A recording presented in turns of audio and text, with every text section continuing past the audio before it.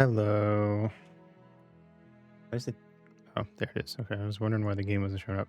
Oh, hi, Toe. And welcome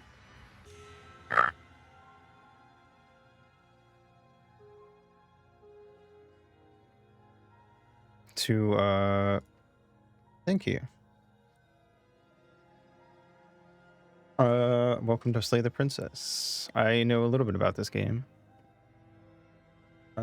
I feel like you two would probably like it. It fills up your alley. So, hello, Melkor. Hello, EE. Hello, Afro. Game could be louder. We'll do.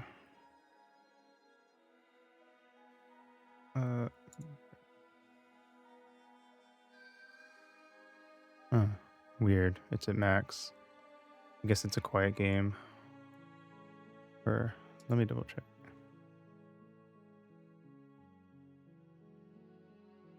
Hello, Nightfang. What? Let me do the thing. Why are you not doing the thing?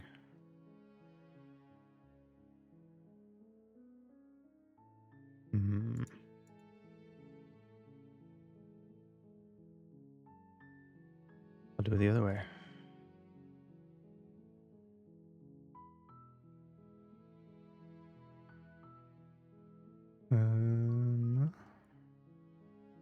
No, it's at max. Weird. I haven't changed my audio stuff. I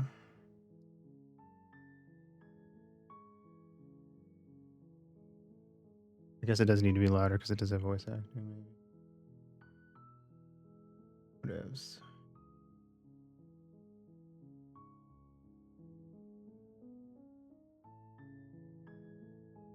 Okay, I'm gonna put it here. If it's still too quiet, let me know. But we'll wait until we're in the game before we decide. Anyway, I gotta guess the game first. Yeah, I don't know. I don't think you would, but it is a lot weirder than just the what it says on the tin. I don't know. It gets kind of crazy. All right.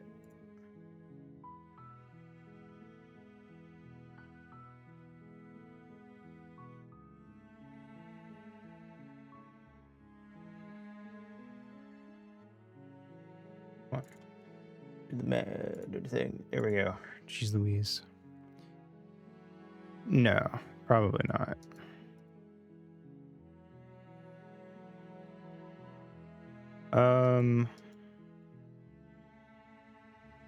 No clue. Metacritic score 90%.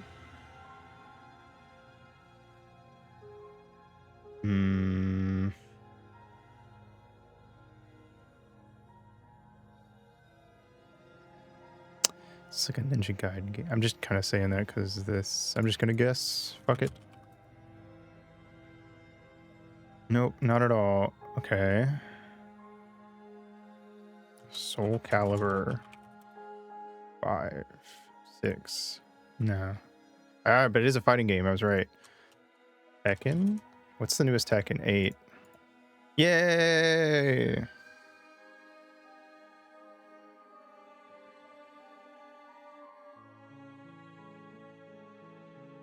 Wow.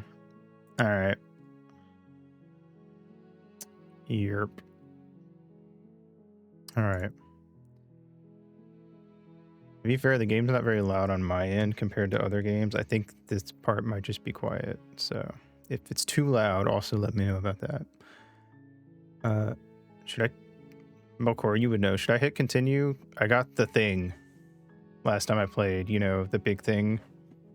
But I don't know if it would be bad to continue or if it'd be better to just do new game. Especially because I haven't played the pristine cut. I only played the original. Hell yeah.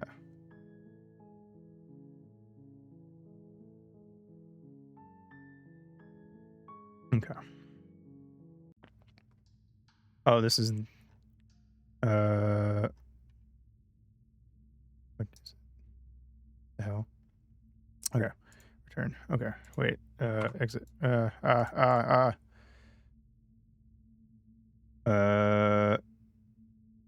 There we go. Main menu. Okay. Anyway. Chapter 1, The Hero and the Princess. You're on a path. It's really quiet. Why is it so quiet? And at the end of that path is a cabin. And in the basement of that cabin Or not more. Princess. It's quiet on my end too, not just like for you guys. If you don't, it will be the end of the world. Now I checked the Windows audio levels. It was at 100. Thank you, Cry. Because I can just turn it up on my end, obviously, more easily. I just don't want you guys to be like, not be able to hear it. It does have VA or subtitles, I guess it's something. Okay. It is now 10 decibels louder than normal. So it should be decent, but let me know next time he talks. Okay. It will be the end of the world. I remember this decently. There's a lot of choices here. The end of the world. What are you talking about? Have you considered that maybe the only reason she's going to end the world is because she's locked up? Killing a princess seems kind of bad though, doesn't it? Can't someone else do this? Forget it. I'm not doing this. Have you considered that maybe I'm okay with the world ending? Do I get some sort of reward for doing this? Oh, okay. Thanks for telling me what to do. Sweet. I've always wanted to off a monarch. Viva la revolution. Silently continue to cabin, turn around, and leave.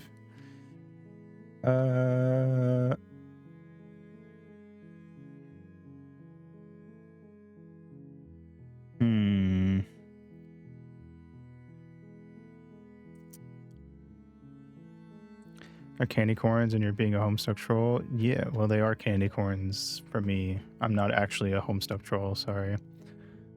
Disappoint you. It is a lot of options. There's a lot of paths to go down.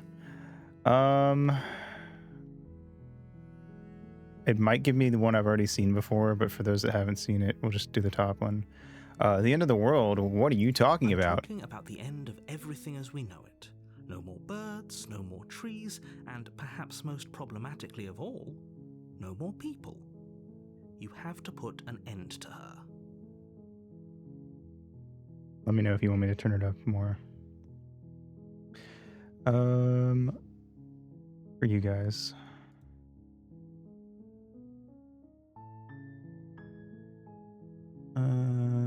Let's see.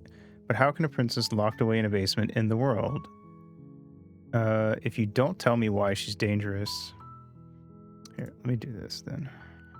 And the music and sound down, and we'll turn it up. We'll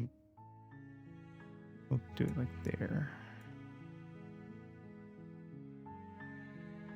And I'll boost it to like here. My only worry is it's gonna make like alerts really loud.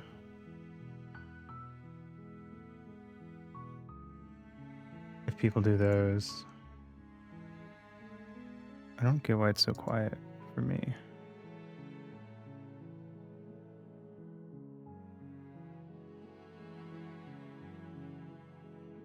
Let me check some stuff real quick. See if I can figure some other stuff out.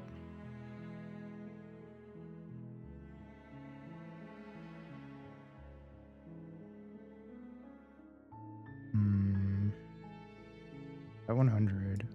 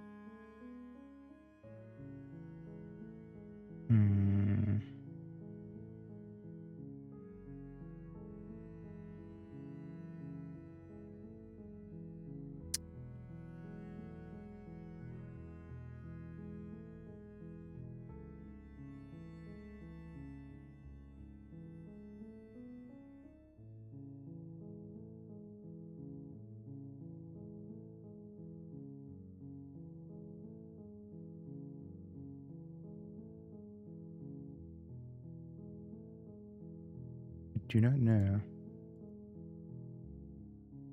Oh well. We will live with it, I guess.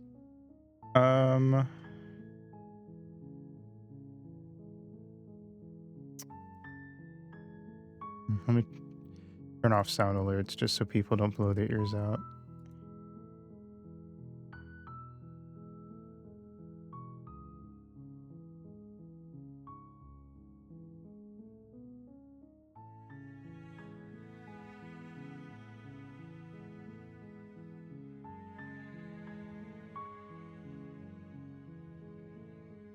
Okay.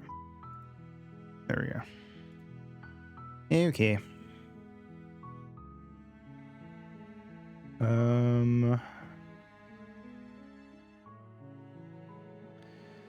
But how can a princess locked away in a basement in the world? If you don't tell me why she's dangerous, I'm not going to kill her. Do you have any evidence to back this up? Have you considered that maybe the only reason she's going to end the world is because she's locked up? Killing a princess seems kind of bad though, doesn't it? Can't someone else do this? Forget it. I'm not doing this. Have you considered that maybe I'm okay with the world ending? Do I get some sort of reward for doing this? Look, I'll go to the cabin and I'll talk to her, and if she's bad as you say she is, then maybe I'll slay her. But I'm not committing to anything until I've had the chance to meet her face to face. Okay, I'm sold. Let's get this over with. Oh, okay. Thanks for telling me what to do. And then, yeah, the bottom ones we've already seen before. Yeah. I think we already read most of those, to be fair. Let's see. Look, all right, we're gonna go to the cabin and talk to her and see if she's that bad. Then I guess we'll just have to see what happens. But a word of warning. If you go in prepared to hear her out, she could easily trap you in her web of lies. And the more you listen to her honeyed words, the harder it'll be to pull yourself out. Then each and every one of us is doomed. Yeah. So sure, go, talk to her. See how that turns out for all of us. You make your way up the short path to the cabin. You'll find the princess within. We're not going to go through with this, right? She's a princess. We're supposed to save princesses, not slay them. Slay. Ignore him. He doesn't know what he's talking about. Proceed into the cabin. We got voices in our head. Multiple. The interior of the cabin is almost entirely bare. The air is stale and musty, and the floor and walls are painted in a fine layer of dust. The only furniture of note is a plain wooden table. Perched on that table is a pristine blade. The blade is your implement. You'll need it if you want to do this right. I'm gonna turn the music a little extra just in case. Even though it's kind of quiet, but I feel like some of them get kind of loud. We'll do that right there. All right. Explore, take the blade, or enter the basement. I mean, she can't be that bad, right? I mean, we don't need the knife. Like, what's gonna happen? She's a princess. The door to the basement creaks open, revealing a staircase faintly illuminated by an unseen light in the room below. This is an oppressive place. The air feels heavy and damp, a hint of rot filtering from the ancient wood. If the princess really lives here, slaying her is probably doing her a favor. Her voice softly carries up the stairs. Hello? Is someone there? It's hypnotizing. It's the kind of voice you only have to hear once to remember it for the rest of your life. Don't let it fool you. It's all part of the manipulation. You're playing a dangerous game by coming here unarmed. So true. Part of why I was excited when this game came out is because the VA for the princess is Nicole Goodnight, who I originally knew from watching GDQ, and I like her voice a lot. She is always my favorite. What do they call him? The person who reads the donations and stuff. Can't remember. Anyway, our options are: hi, just checking in on you. I'm here to save you. Lie, I'm here to save you. Hey, I think I'm here to slay you.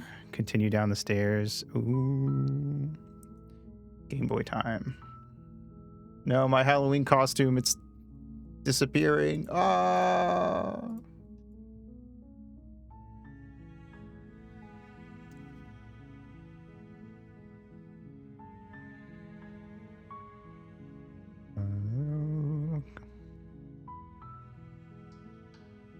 Gotta log in. The Fugi.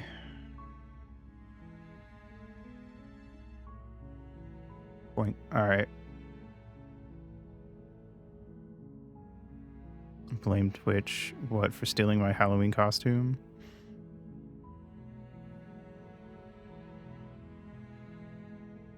I see. Well, you know, that's why it's there. You could consider this a different kind of Halloween costume. All right. This one's kind of funny. Hey, I think I'm here to slay you. You must have the wrong address. Great job. You've given away the element of surprise. No. Good luck, hero. No. It's fine. See, look at her. Walk down the stairs and lock eyes with the princess. There's a heavy chain around her wrist, binding her to the far wall of the basement. She's beautiful. How could someone like this be a threat to anyone? Real. I am begging you to stay focused. There's a lot riding on you here. No, Hi. second time.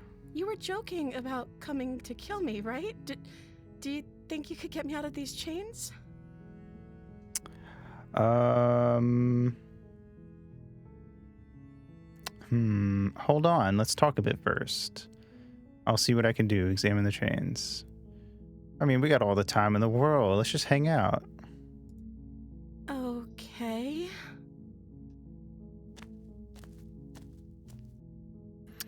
All right. Our options are many. What's your name? I don't know anything about you. For all I know, you're locked up down here for a reason. I wasn't kidding when I said I was sent here to kill you. You're apparently going to end the world. If I'm the first person you've seen in a while, what have you been eating or drinking? What are you going to do if I let you out of here? I won't kill you, but I can't just set you free. It's too risky. What if I stayed for a while and just kept you company? Maybe then everyone could be happy. I'm going to keep you locked away down here, at least for a little bit. We can get to know each other better while I decide what to do. I'm sorry, but I just can't trust you. This doesn't add up, and it isn't worth the risk to take your word over the potential fate of the world. Go back upstairs to retrieve the blade without saying another word. I can't believe they've been keeping you down here like this. I'm gonna get you out of here. Okay, I'm gonna get you out of here. Don't make me regret this. What's your name? Oh. She pauses, carefully formulating her words before she responds. You can address me as Your Royal Highness. Or you can just call me Princess if Your Royal Highness is too formal. Works for me. Is Princess her name or her title? What if it's both? Could you imagine being named Princess Princess? It gets the top one gets replaced with "So is Princess your name?" Thanks, Max Prime 2Z for the follow. Mwah. So is Princess your name? Like I said, you can call me Princess if you'd like. Mm-hmm. I'm sorry, I've been down here so long I guess I've just forgotten. I must have a name, though. Everyone has a name. Okay, that's weird. She hadn't even thought to pick a name for herself. Hopefully you're starting to see that she can't be trusted. Go back upstairs, get the blade, and slay her before it's too late. Ah, come on. We're just having a little bit of fun.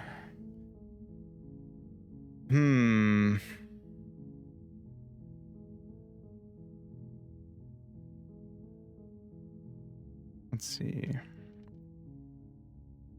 I wasn't kidding when I said I was sent here to kill you. You're apparently going to end the world. Is that why they threw me down here? But I don't want to hurt anyone. I like the world, I think. I don't remember much about it, to be honest. I've been down here for so long. How long has she been locked away? Did they tell you how I'm supposed to end the world?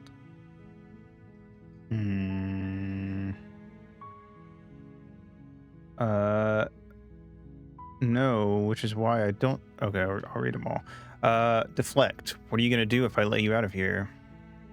I've been told enough. I was hoping you'd tell me.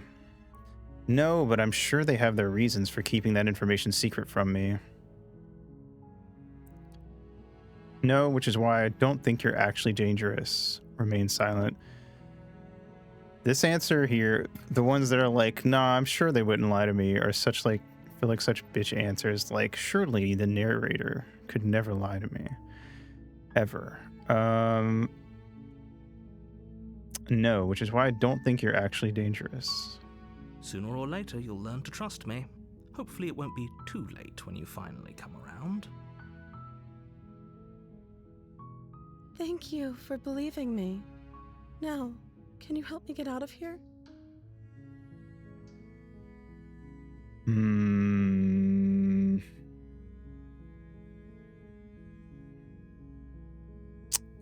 can either ask more questions or examine the chains.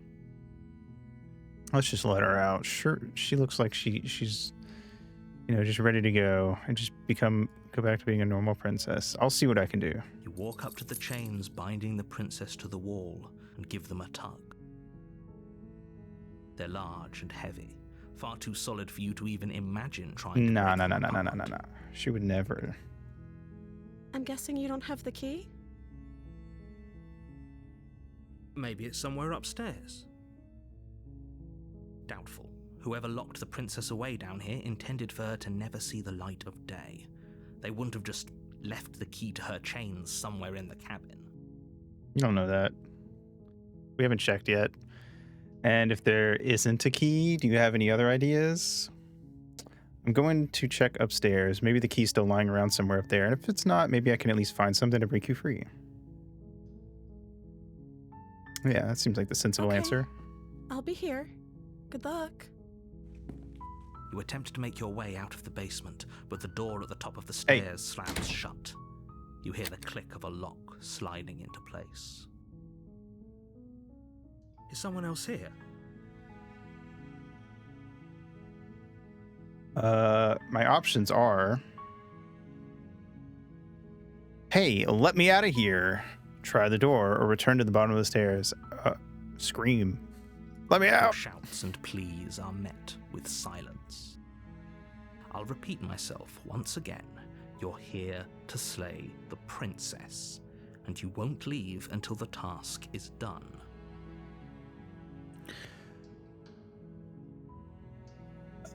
Fuck you. You try the door, but it's locked from the outside. You little shit. You little motherfucker. See, I knew I couldn't trust the narrator. Return to the bottom of the stairs. You make your way to the bottom of the stairs. This would have been so much easier if you'd just taken the blade like you were supposed to. Easier for whom?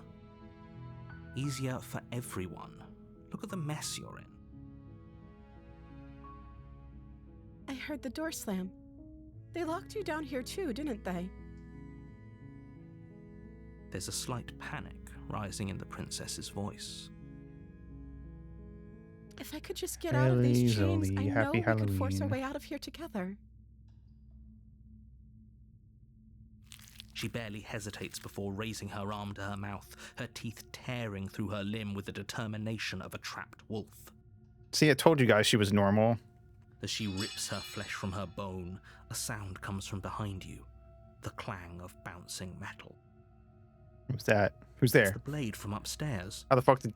You're not sure how it made its way down here, but if there's a time to strike, it's now.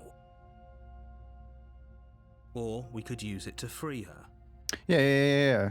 You won't like what happens if you do that. No. See, you already fucked me over once, Mr. Narrator.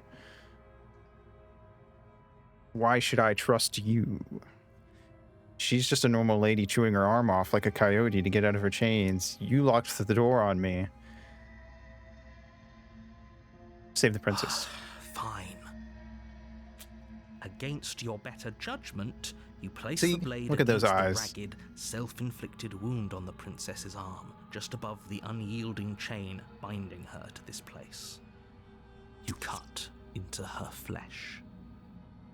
The blade is sharp, and it takes little effort to crack through the bone of her arm.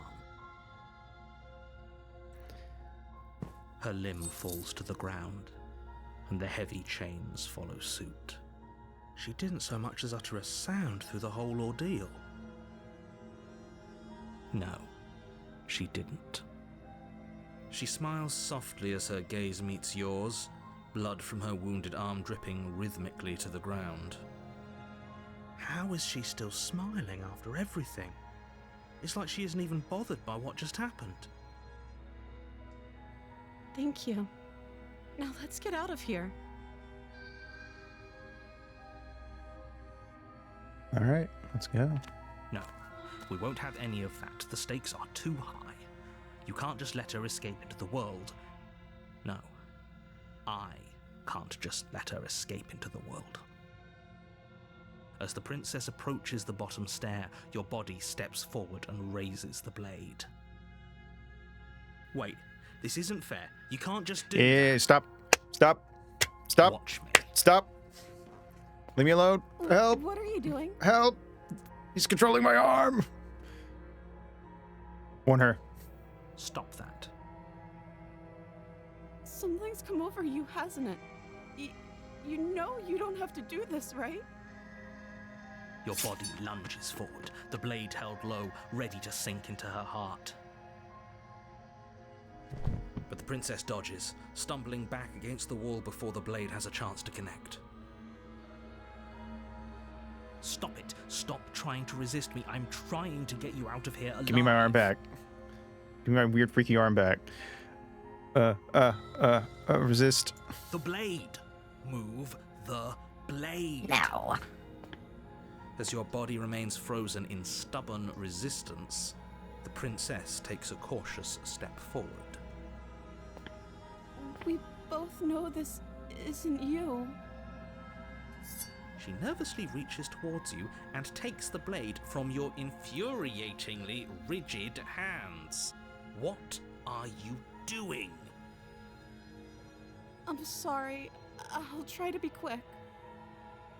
She plunges it into your chest, tearing through flesh and sinew.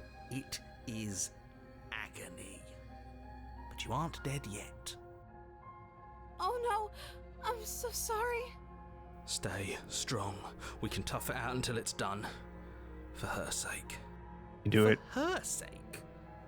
Don't you start pretending that dying a painful death is some sort of heroic gesture. The two of you have literally doomed everyone. Fuck you, narrator. What do you know? Whatever. I never She trust sinks the narrators. blade into your chest again and They always again fuck me over. and again, and you feel every inch of burning pain that slices its way into your body. I'm sorry. She doesn't know how to use a knife, does she? Apparently not, though it doesn't matter how sloppy her blade work is, does it? A stab wound is still a stab wound, and it won't be long before you bleed out. I'm so sorry. With one last thrust of the knife, your legs give out beneath you. You collapse to the floor, your blood pooling around you, your limbs unresponsive. The princess stares down at your ruined chest as tears carve rivulets of pink down her blood-spattered cheeks. It can't just end like this. right? Oh, that's rich coming from you. She is pretty, I As agree. much as I'd prefer for things to have gone differently, I can't deny the reality of what's happened. The two of you made your choice. It's over. Everything goes dark, and you die. Dang. All right, let's You're try on again. a path in the woods, and at the end of that path is a cabin. And in the basement of that cabin is a princess. You're Mhm. here to slay her. All right, guys. If you What do you don't, think, chat? it will be the end of the world. Oh hey, we have new options. Hold on. I'm getting a terrible sense of deja vu. Wait, hasn't this already happened? Okay, no. But I died. What am I doing here? Oh, you bastard, you're in for it now. I'm wise to your tricks. Proceed to cabin, turn around, and leave. Let's ask questions. I'm getting a terrible sense of deja vu. A terrible sense of deja vu? No, you don't have that. This is the first time either of us have been here. If he doesn't remember what happened, It was then maybe it's best to keep The it art that in way. this is awesome. Yes, he didn't approve of us last time, did he? New If we're going voice. to save our beloved, we'll have to be sneaky about it. Our beloved? Yes, you'll have to be very sneaky about your intentions if you're going to try and save the princess. Ah, so all of the cards are on the table. Then you should know that we and the princess are in love, and the four of us will be foiling any and all assassination attempts you've got in the works. We'll see about that. Whatever you do, just be sure to ignore him specifically. It sounds like he's the sort who'd sacrifice the whole world for a peck on the cheek.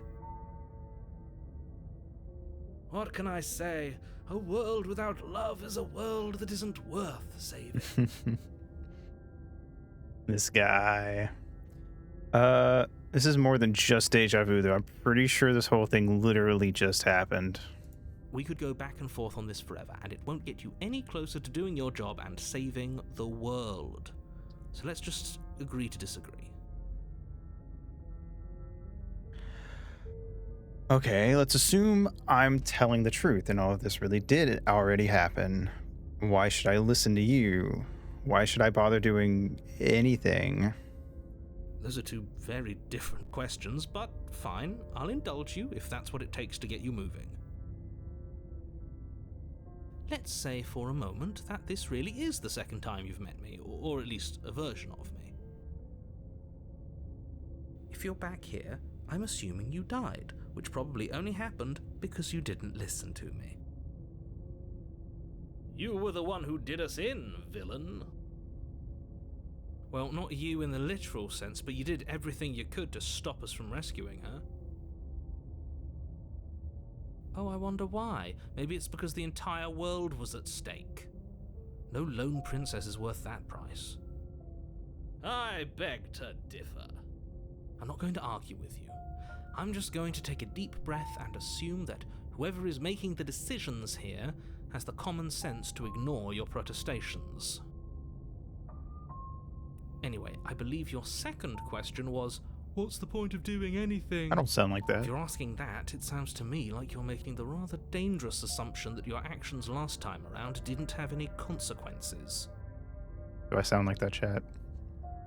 What do you mean? Of course there weren't any consequences. You forced the princess to kill us, and now everyone's right back where they started. That sounds pretty consequence-free to me. Yes, but in this purely hypothetical scenario, that begs the question of how you got back here. Did time simply rewind itself, or were you instead transported to a different world entirely? If it's the latter, what do you think happened after you died? Do you think the people there lived happily ever after? Or do you think that the princess, left unhindered, brought about the end to everyone and everything, just like I told you she would? Could be either. Oh. She would never. She's a perfect angel that you cruelly imprisoned as part of some convoluted, I've been saying this for years. Convoluted. I don't know how this premise could be any more simple. Princess bad, stop her, save everyone. Our options are, I'm with them. I'm going to find a way to save her from that cabin. Let's talk about this princess. Proceed to cabin, turn around and leave.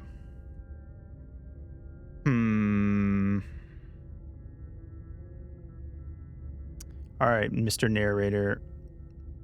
Should trust what we do in the shadows guy voice.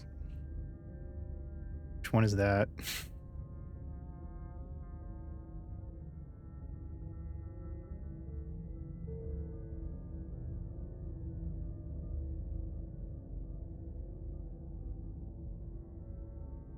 Is that Brannigan one? Oh, Smitten.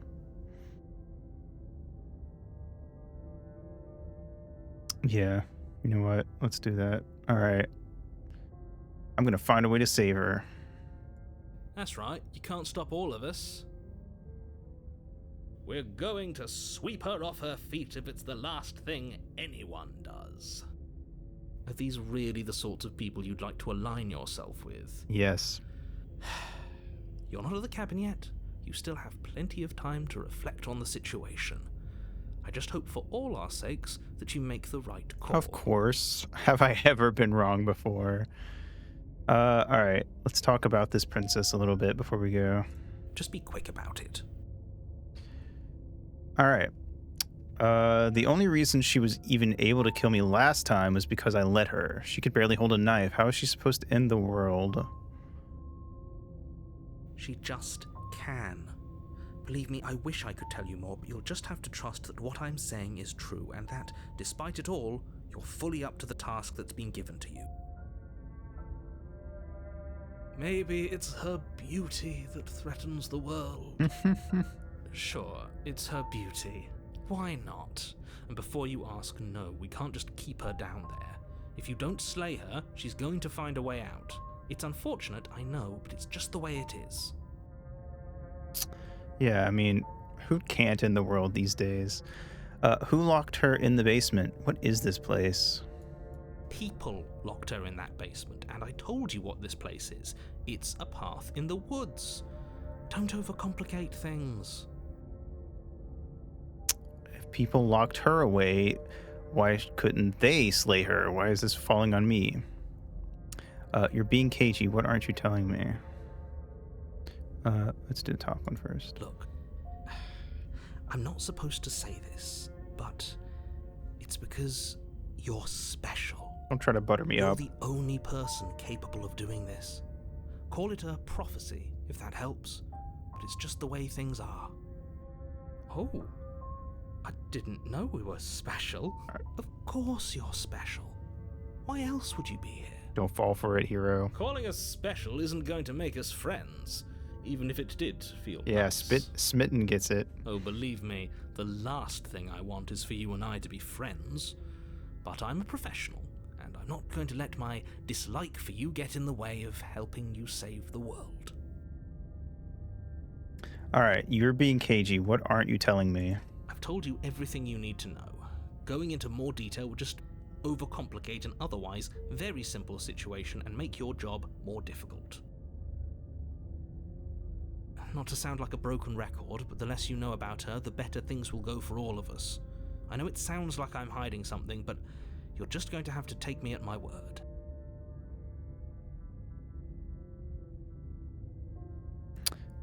That's all? Great. Now, if you don't mind, the whole world is waiting with bated breath for you to save it from ruin. Proceed to the cabin. Go sweep her off her feet. A warning before you go any further. Hmm? She will lie, she will cheat, and she will do everything in her power to stop you from slaying her. Don't believe a word she says. Yap. We already told you we're not playing along with your little game. It's your lies that can't be trusted. Her beauty is the only thing in the world we can believe in. I think we've already been over this. I'm pretty sure he just likes the sound of his own voice. I do, but I also speak from the heart.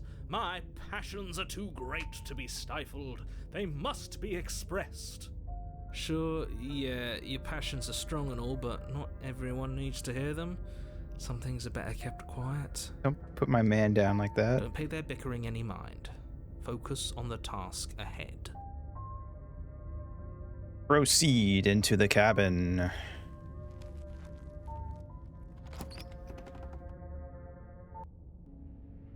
The interior of the different. cabin is clean Ooh. and elegant, its stone walls draped in fine-threaded tapestries, a prison befitting a royal prisoner. The only furniture of note is an ornate wooden table with a pristine blade perched on its edge.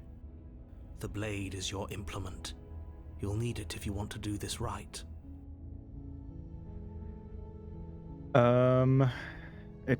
Our options, other than entering the basement, are... You didn't say anything about the mirror on the wall. This whole cabin is different than last time. Approach the mirror, take the blade.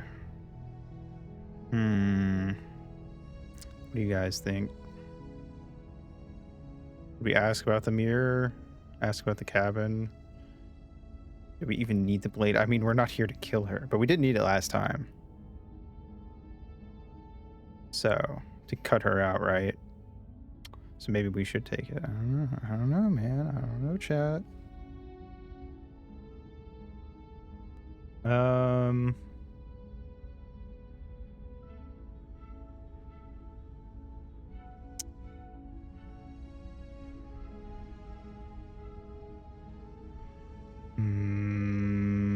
This whole cabin is different than last time. Very different. Is it? I can't say I was paying much attention to the scenery last time around. Maybe that's because you haven't actually been here. I hope this means you'll finally drop that ridiculous past life nonsense. You haven't died, and you certainly haven't been killed by the princess. So focus up. Stop letting yourself get distracted. You didn't say anything about the mirror on the wall. That's because there isn't a mirror. There's a table, the Uh-huh. blade sitting on the table, and the door to the basement. There's nothing else in here. Huh? There's definitely a mirror. There isn't. I'm sure the princess would tell us there was a mirror. What do you think, chat? Should we go up to the mirror? I think it's too In which dangerous. case she'd be lying to you because, again, there isn't a mirror. Yes.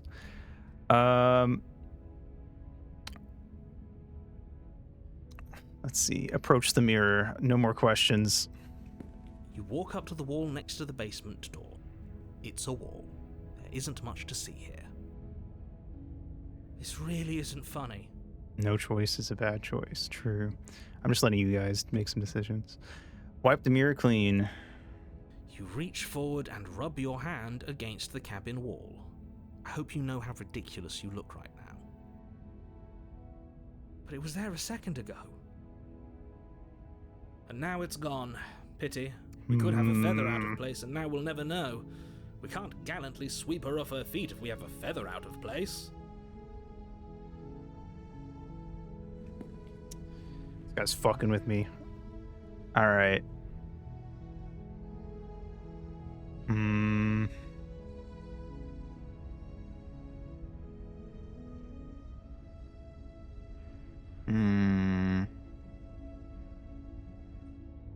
Take the blade or not?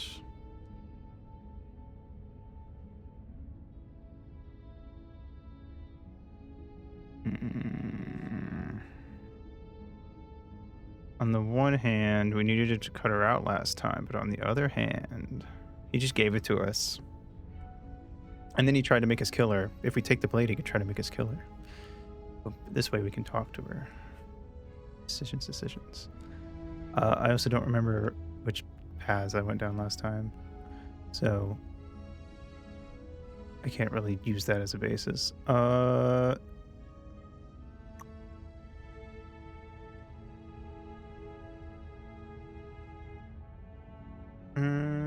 know what? We'll take it. You take the blade from the table. It will be difficult to slay the princess and save the world without a weapon.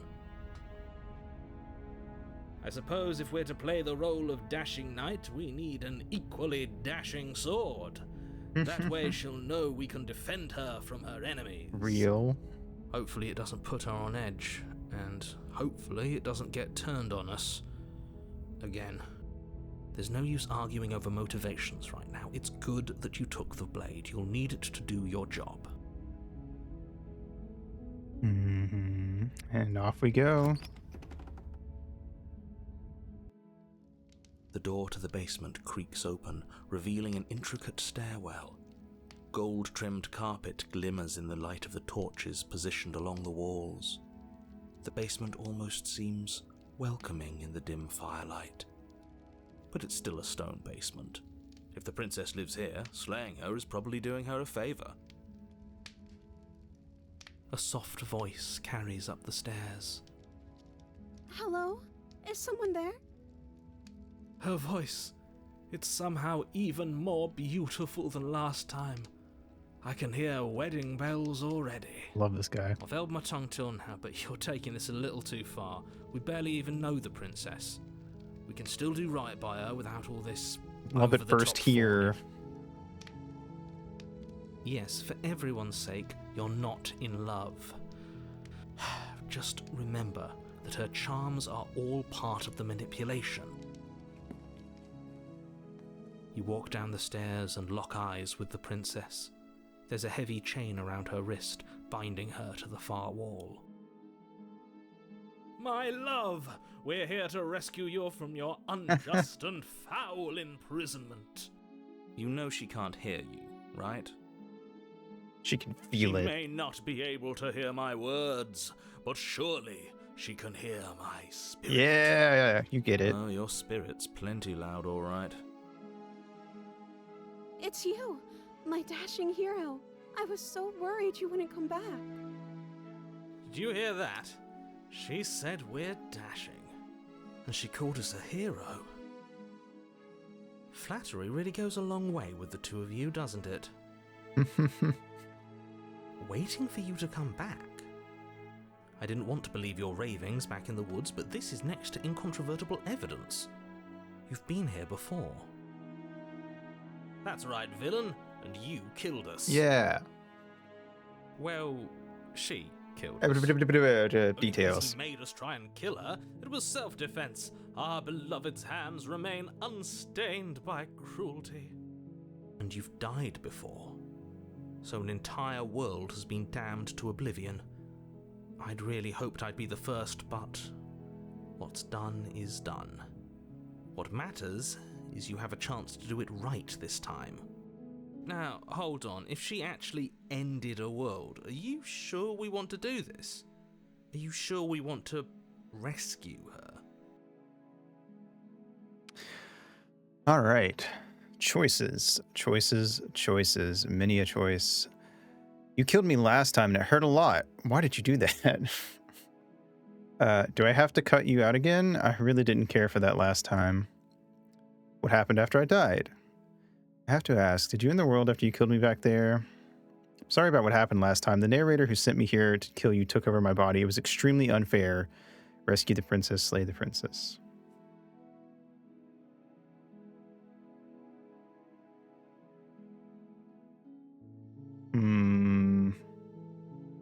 I'm with Smitten Man.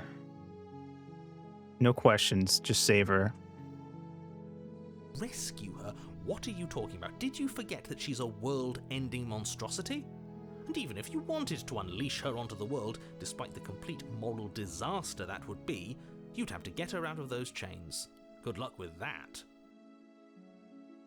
Don't you see how dainty her hands are? We'll be able to slip her out with ease. Surely. No, she's a prisoner here. You can't just slip her hand through the chains. If her hand could just slip out of the chains, why hasn't she done it already? Where would she go? Because we've yet to present her with her freedom. I'm not sure I follow. Would you rather believe me, a passionate heart guided by love and my own good nature? Or would you rather believe the devil on your shoulder who tells you what you can and cannot do? I think I'd rather believe in facts. Ah, so you're one of those empiricists. One of us has to be.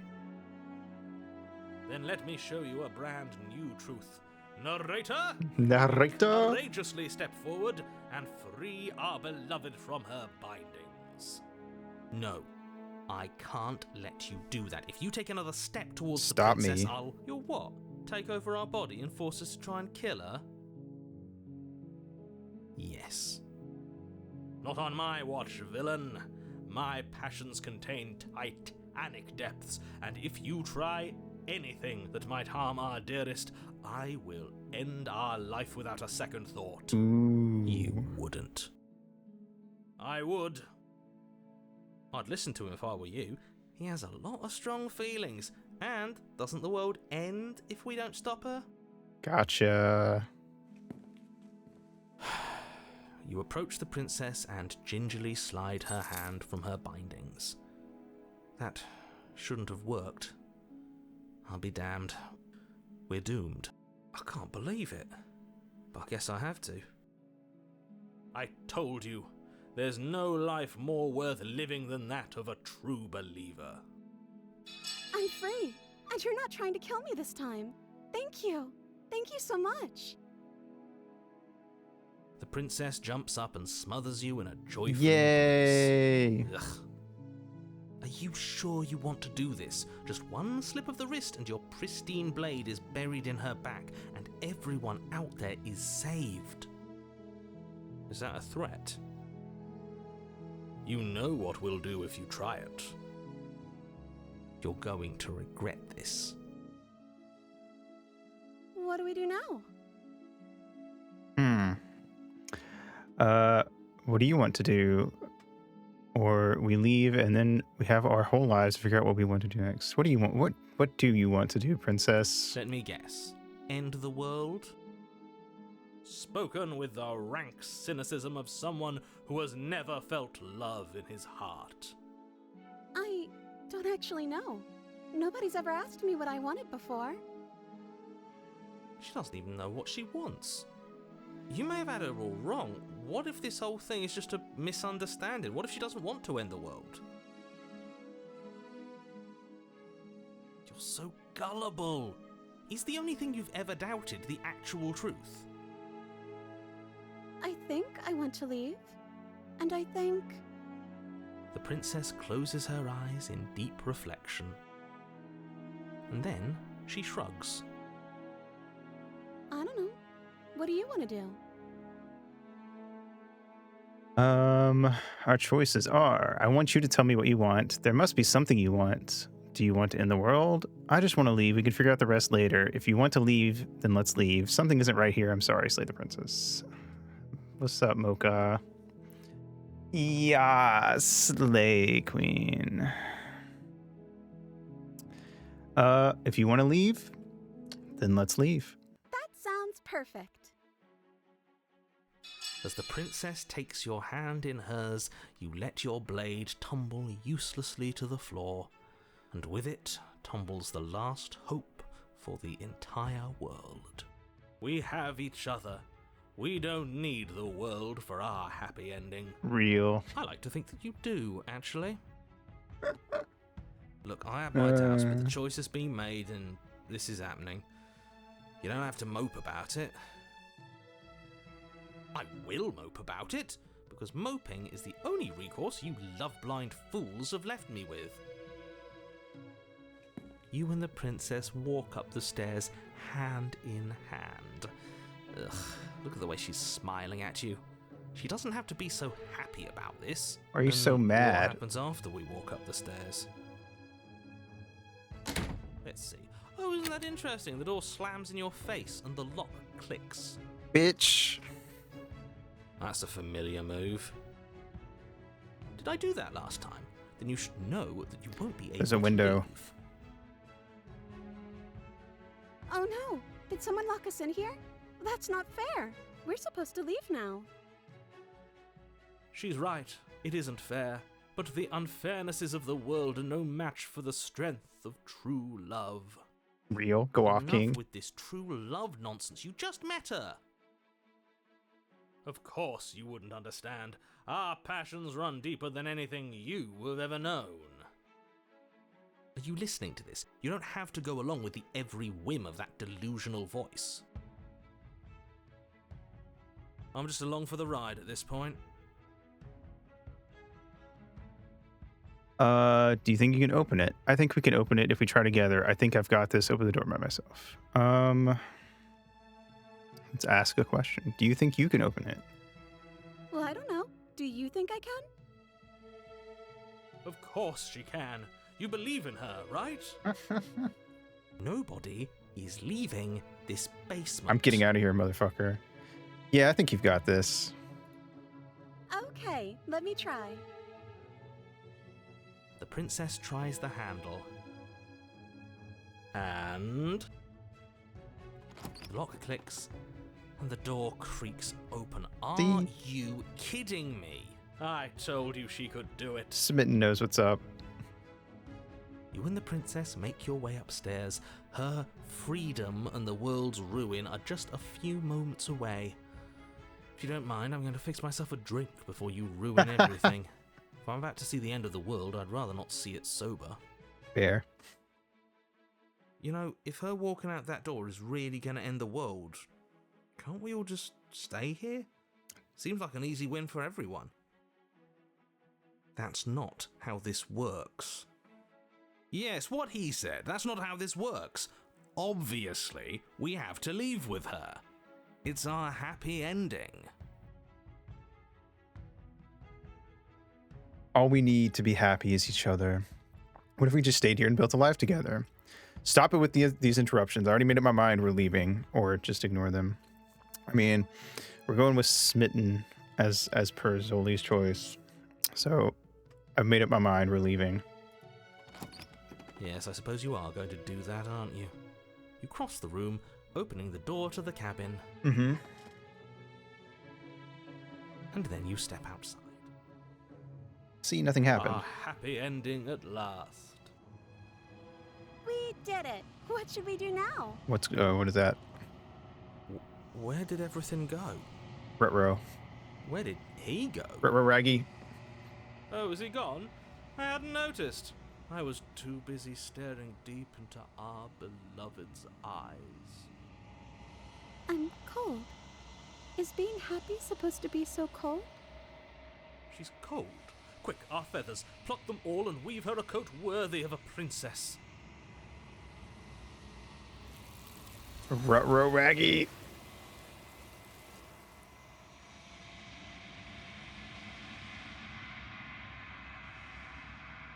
You don't get the chance to make that jacket. Something has taken her away, and it's left something else in her place. She's gone. Where did she go? Should we try and find her? And is that a mirror? Why is it here? Why now?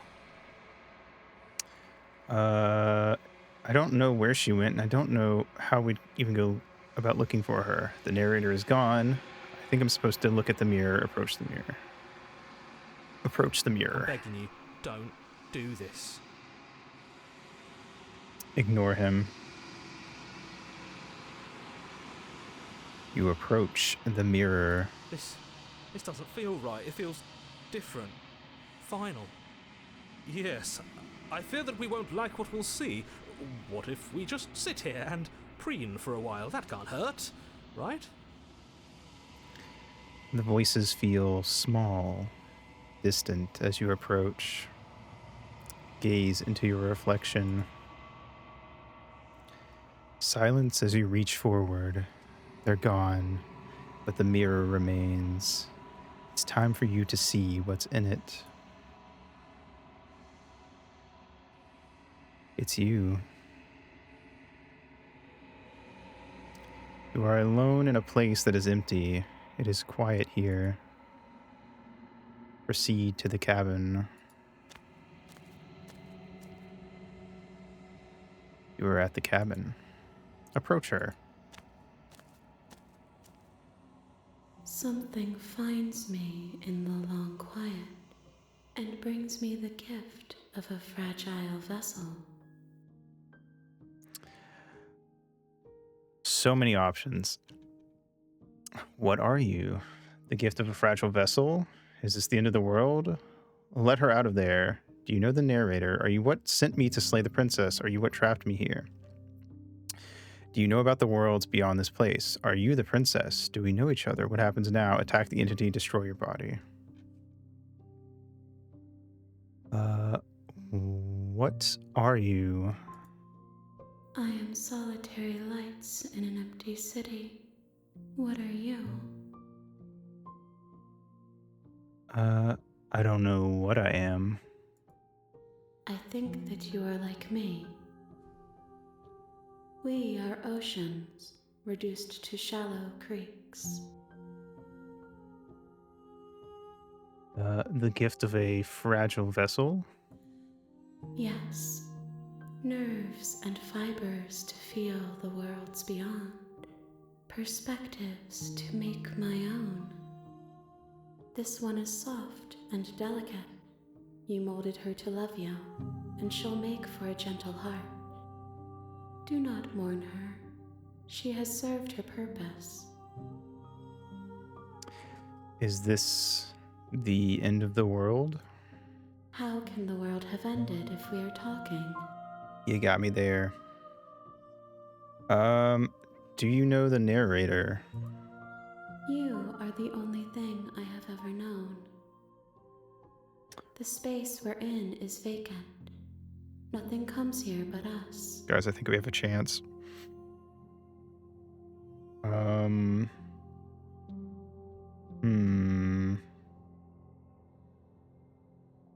Are you what sent... yeah. Are you what sent me to slay the princess? Are you what trapped me here? I have only just now stirred to consciousness. I could not have trapped you here, and I too yearn to be free.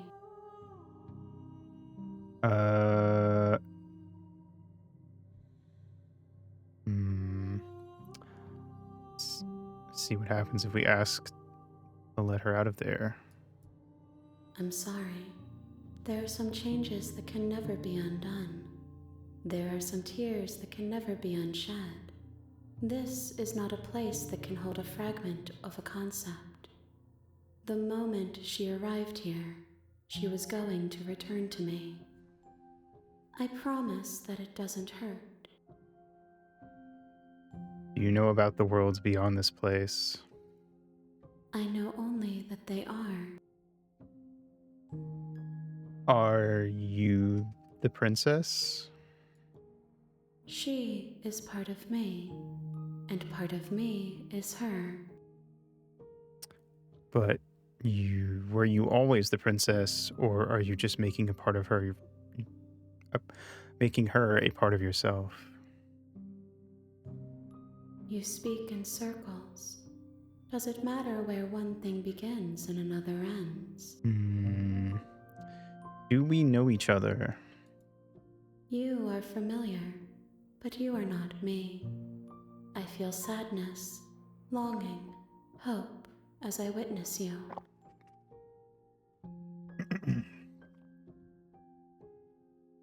What happens now? Nothing, as we are, but I know that there are worlds beyond us, and that we are meant to reach them. There is no exit, but this vessel is a creature of perception. She can make you forget, if only you believe her to be able to. Bring me more perspectives, so that I may be whole, and perhaps then we will know our freedom. Aren't you scared that I'll find a way to kill you? I have not lived. I am not afraid to die. How much will I forget? Everything, until we meet again. How many more pieces of you do I have to find? More than you have found, but less than there are to find. I am infinite. The rest will find their own way home. And what if I don't let you do this to me? Then we will be here forever, as we are now. Unfinished, dry, hollow. I was sent to slay the princess to stop her from destroying the world. If I help you, is that what you were going to do? You ask of things that cannot be done. To destroy is merely to reshape, to remold. You're being semantic.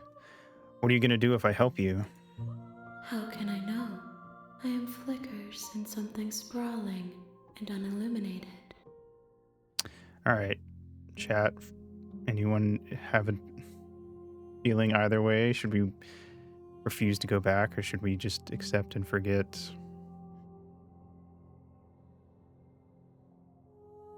I mean, if we refuse to go back, you know, we kind of just get stuck here forever, don't we? But if we go back, if we forget and do it again, you know what? You're so right. All right. Fucking take me out, babe. She asks that I tell you to remember her. I will. You won't. Fuck. Everything goes dark and you die. The hero and the princess. Yeehaw. You're on a path in the woods, and at the end of that path is a cabin. And in the basement of that cabin is a princess. You're here to slay her. If you don't, it will be the end of the world. Note, you can skip previously seen dialogue by hitting tab on your keyboard or R1 on your controller. All right. I'm going to go take a pee break, and then we will do more princess slaying or not slaying. BRB.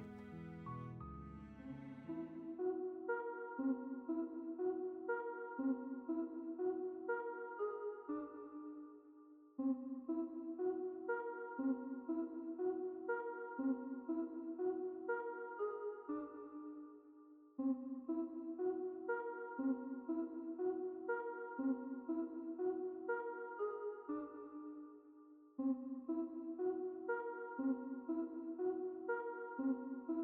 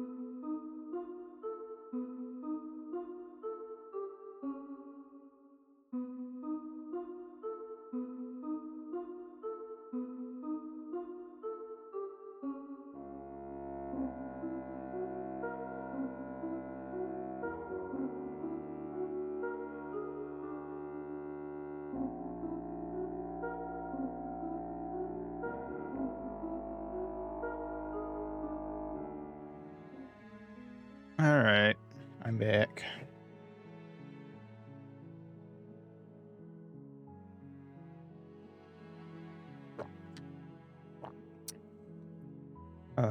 Alerts. Alerts should be off just because they're going to be a lot louder since I had to turn stuff up. So, Geno. But yeah, let's get back to it. All right. All right, so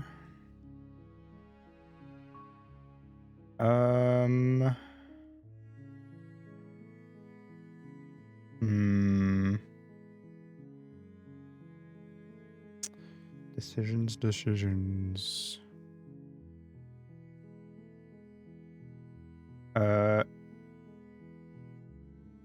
Do I get some sort of reward for doing this?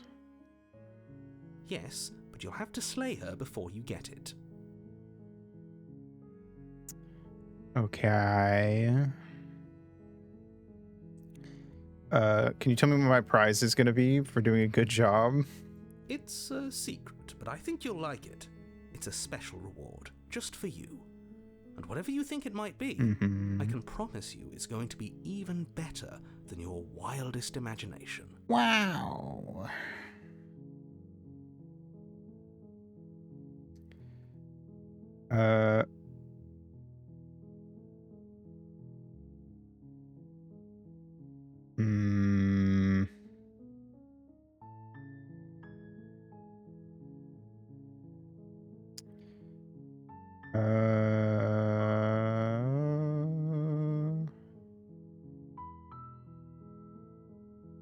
Let's see.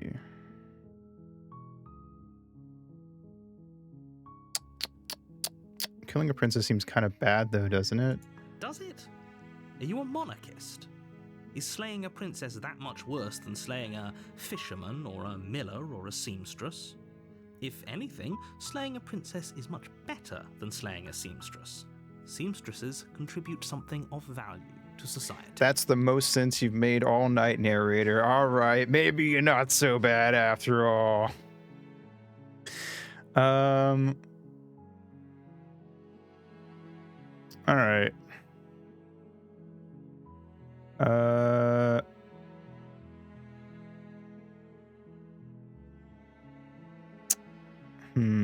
Have you considered that maybe the only reason she's going to end the world is because she's locked up? While I appreciate the mental exercise, we are running up against a bit of a ticking clock. Nevertheless, let me assure you, the princess is locked up because she's dangerous. She is not dangerous because she's locked up. And before you decide to waste even more of our time by asking how I know that, let me suggest a more pragmatic lens through which to view this situation. Causality doesn't matter here, because the end result is the same no matter what led us up to this point. If the princess leaves the cabin, the world will end, and there is no changing that. It's no use arguing semantics over a metaphorical chicken or egg, because the egg is hatched and it's about to ruin everything. Unless, of course, you do your job and slay her. I mean, based on what I saw, if anyone's the chicken here, it's me. All right. Silently continue to the cabin. You make your way up the short path to the cabin. You'll find the princess within. We're not going to go through with this, right? She's a princess. We're supposed to save princesses, not slay them. Ignore him. He doesn't know what he's talking about. Here, tab to skip stuff we've already seen. Proceed to the cabin. Speed this up a little bit. The interior... Tab. All right. We will take the blade. Because he's just going to throw it at us anyway. So, give me that. You take the blade from the table. It'd be rather difficult to slay the princess and save the world without it. Yeah. Enter the basement. The door to the basement creaks open, revealing a staircase. Bam.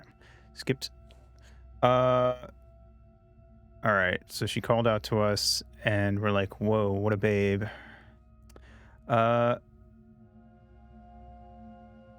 Hi. Don't be a stranger. It's been so long since I've had any visitors. Come on down. Oh, see, she seems nice enough. You walk down the stairs and lock eyes with the princess. There's a heavy chain around her wrist, binding her to the far wall of the basement. She's so coldly beautiful. Is she really a threat to the world? Focus on the task at hand. And there you are. Are you here to kill me or something? Our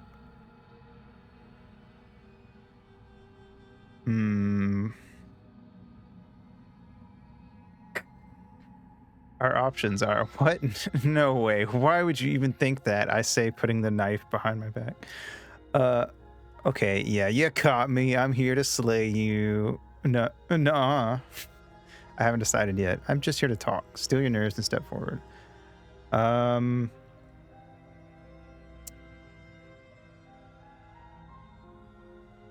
Let's see. A lot of good options here. I haven't decided yet would be the cool guy thing to do. Let's do nuh-uh. Then drop the knife. We should. It'll go a long way to building trust with her. We gotta do what a woman tells us to Don't do. you dare. It's fine. We can decide what we want to do after we talk to her. Maybe she really is a monster, but killing someone in cold blood isn't very becoming of us. Yeah, I'll drop it. The blade tumbles out of your trembling hands and drops to the floor with an unceremonious clang. Thank you. Maybe now we can just talk. Gladly. Against your better judgment, you step forward to speak with the princess face to face, unarmed. We'll be fine. I don't know what you're hoping to accomplish here, but I can assure you there's no reasoning with her. Just make sure you don't forget about the blade on the floor. You're going to need It's it. there. I'll remember. Don't worry. All right. Calm down. Calm down. So here we are. What an awkward start to a relationship. We have a relationship?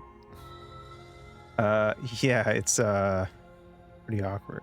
A relationship? Are you coming on to me? How would I get you out of here? I feel like I should go at least to pick that one because I said that before it even gave me the option. I'm here because you're supposed to end the world.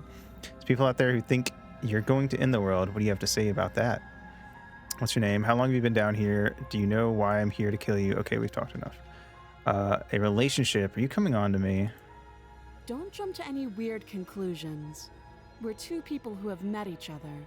By definition, we have a relationship. Dang it.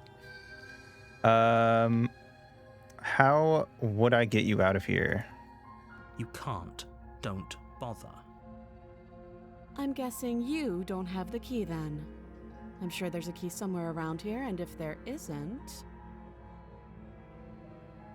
well, we can always put that knife to good use. Ooh, that face is great. Her sharp eyes settle on the edge of the blade. She isn't suggesting what I think she's suggesting, right? She is. I'm sure of it.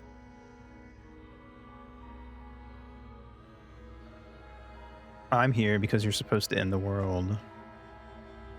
Don't just tell her that. What? Is that why they threw me down here? But I don't want to hurt anyone. I like the world, I think. I don't remember much about it, to be honest. I've been down here a long time. Just how long has she been down here? If I'm supposed to be capable of ending the world, then how did I wind up here, chained to a wall? Have they told you why I'm allegedly so... dangerous? Hearing her deliver such similar lines that she said earlier in a completely different way is really sick. Deflect. What are you going to do if I let you out of here? I've been told enough. I was hoping you'd tell me no, but I'm sure they have their reasons. No, if I'm being honest, I'm more inclined to trust you than I'm inclined to trust them. Remain silent.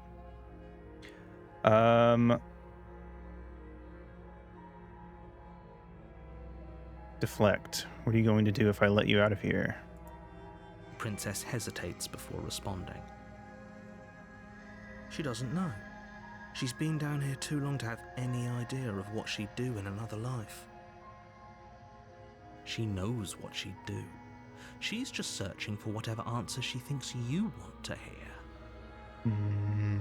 I don't think I can answer that question in a way you'd find meaningful. That's probably true.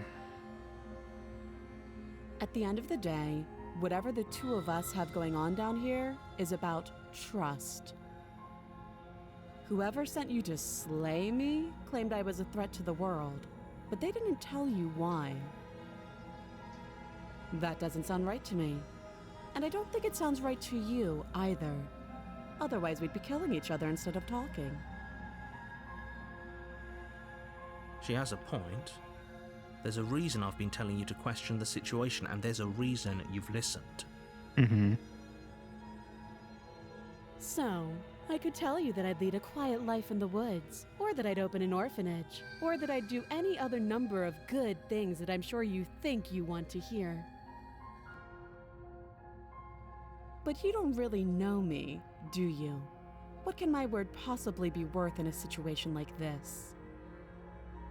She's right about one thing. Her word isn't worth anything. Like I said, it's all about trust. Blind trust. So do you trust me, the prisoner, the victim, the princess clearly incapable of ending the world? Or do you trust whoever put me here? She's wrong. This isn't about trust. This is about risk.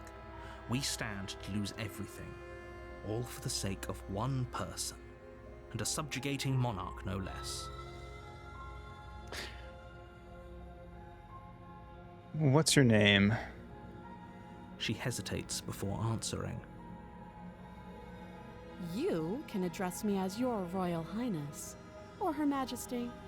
Any honorific should do. I really. immediately drop to the floor. Again, she offers no specifics. Yes, Your Majesty. No matter how hard you try, you'll never get a straight answer out of her.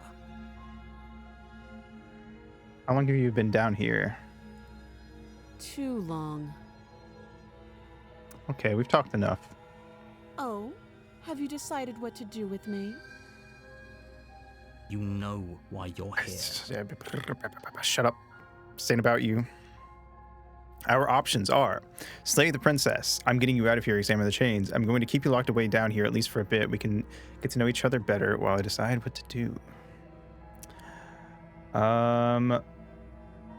We definitely tried to get her out twice, but this is a very different version of the princess, so it could give us a new result. So let's do it again. Riz her up. I'm going for it, man. Oh, you have to be kidding. What's up, Sven? You walk up to the chains binding the princess to the wall and give them a tug. They're large and heavy, far too solid for you to even imagine trying to break them apart. If you don't have the key, maybe you should go looking for it. I'm sure it's somewhere upstairs. Yes, ma'am. Doubtful. Whoever locked the princess away down here intended for her to never see the light of day. They wouldn't have just left the key to her chains somewhere in the cabin.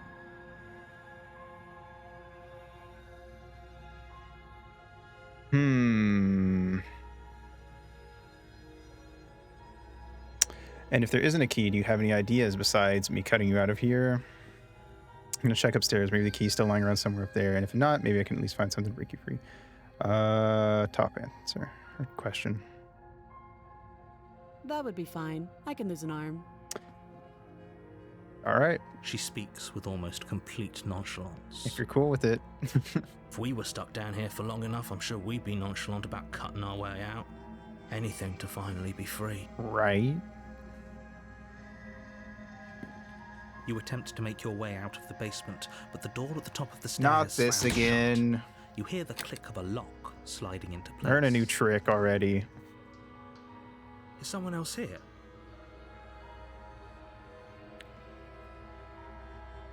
We already know what's going to happen.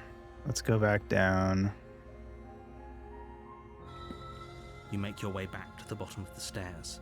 This would have been so much easier if you'd simply slain her like you were supposed to. Easier for whom? Easier for everyone. I heard the door slam. They locked you down here too, didn't they? The knife. Pick it up and cut me out of here. Yes, ma'am. You won't like what happens if you do that. Slice, slice, slice. Save the princess. Against your better judgment, you place the blade against the princess's arm, just above the massive, unyielding chain. You cut into her flesh. The blade is sharp, and you make quick work of it. Before long, you're able to crack through bone, and she pulls the bleeding stub of her arm through the iron gauntlet. She didn't so much as utter a sound. Free from her bindings, the princess turns to face you, her fierce gaze meeting your eye. How is she so composed after losing an arm? It's like she isn't even bothered by it. Thank you. Now let's get out of here.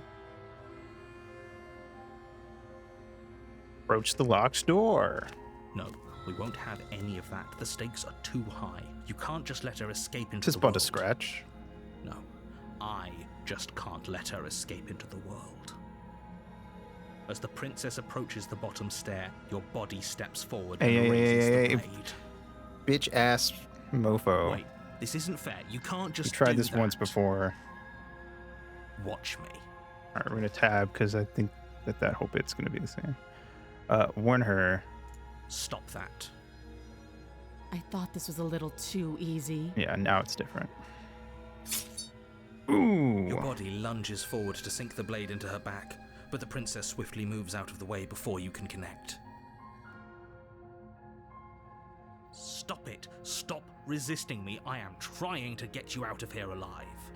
You say that. Resist. The blade. Move the blade. You're doing your best to help me, aren't you? I can see the conflict in your eyes. Man. I'll make this quick. Seeing the other side of this. She steps forward and sick. pries the blade from your rigid hands. Wife real. Maybe I'll see you in another life.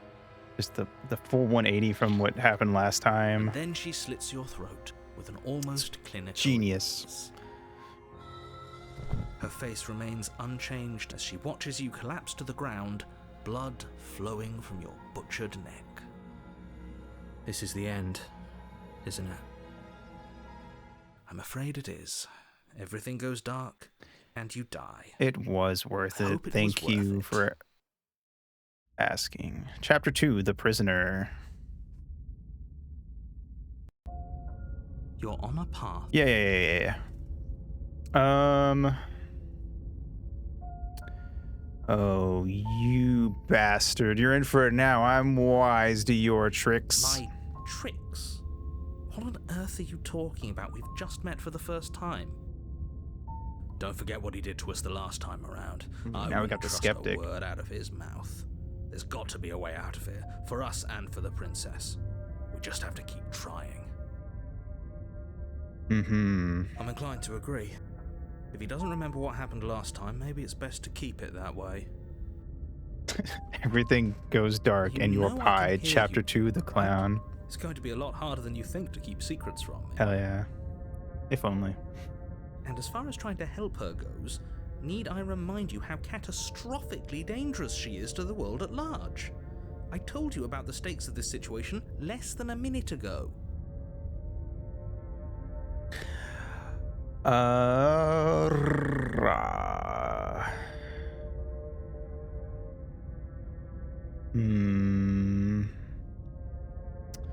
We'll go to the cabin.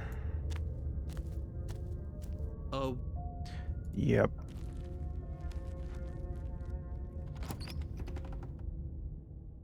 What's it look like inside? the Aha! interior of the cabin this is again. less a cozy woodland retreat and more like a dungeon. Oh no, A it few is pathetic different. Wisps of starlight attempt to illuminate the cold, uninviting last one was stone nicer. walls, and thick, wrought iron bars barricade the windows, reminding anyone who enters that this is a prison. The only furniture of note is an iron table, bolted to the floor, a pristine blade perched on its edge. The blade is your implement. You'll need it if you want to do this right. Alright, so last time we didn't take the blade and then we did the second time. So what if we take the blade the first time and then don't take the blade the second time?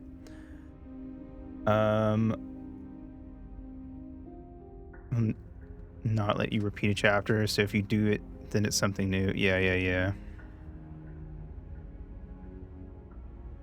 I knew it was going to be different. I just for a second thought that it had the same interior. But then I realized that no, it just looks vaguely similar. The mirror and the fact that it's kind of castle-y is what made me think that at first. But then I realized it was more like a castle, and then this time it's a dungeon. I'm going up to the mirror again, but I'm not going to ask about it this time. You walk up to the wall next to the basement door. It's a wall. There isn't much to see here. What are you talking about? This isn't a wall. It's a mirror. Or at least it'll be a mirror once we wipe off that layer of grime. Wipe the mirror clean. The same thing. Reach forward Damn it. and rub your hand against the cabin wall. I hope you know how ridiculous you look right now. But there was a mirror a second ago. And now it's gone. If he doesn't want us to know about it, it must be important. We should keep our eyes peeled. Maybe it'll be back. I'm watching. Alright, we're going without the knife. I'm afraid I'm going to insist we take the blade. We're in a dangerous situation, and I'm not letting us go down there without a weapon. Are you sure? What if she, I don't know, turns it against us? which I'm bringing up in a purely hypothetical. Yes, I'm sure. Turns it against you. She's a I tried. prisoner here. She'll only be able to turn it against you if you give it to her, which you won't be doing because she's an existential threat to the entire world. Okay, I'm trusting you. Hey, don't I get to say here? What's the big idea? Normally, yeah, but not about this. Call it a reflex. We take the knife as we go. All right, I guess we take the knife. You do exactly that, sweeping the blade from the table before proceeding to the basement. Don't worry about it. We have a knife, so what? It's not like we have to use it. Fair enough, fair enough. No, you don't have to do anything, but you do well to use it regardless. Moving on. The door to the basement creaks open, revealing an old stone staircase. A few sputtering torches attempt to vaguely illuminate your path, dancing across glimmering patches of slimy moss on the stone steps. If the princess lives here, slaying her would probably be doing her a favor. Her voice, harsh but controlled, carries up the stairs. Is that a visitor I hear? Please, come downstairs. It's been a while since I've had company. Does she remember us? We're gonna find out. You walk down the stairs and lock eyes with the Oh my God. princess. She looks up at you, the heavy collar around her neck clanking loudly as she moves. The chains binding both her wrists to the far Way more wall, chained up than joining the last time. metallic chorus as she adjusts her hands. But in also lap. her face is very cute. Should we be worried about the one around her neck? Why would you be worried about her restraints? If anything, they'll make your job easier. Have you noticed the empty chain on the wall? Odd that in a place where everything seems to serve a distinct purpose, there would be something so obviously useless. What an interesting development. Why don't you have a seat? The two of us should chat before you bury that thing in my heart. My options are to kill her, sit with her, or I'm not sure I need to do much of anything. Do you see how locked up she is? I'm just gonna leave her here, leave the basement. I don't know. She told me to sit down. We don't have to kill her after we talk to her. You step towards the princess, but she stops you before you get too close, holding up one shackled hand. There's fine.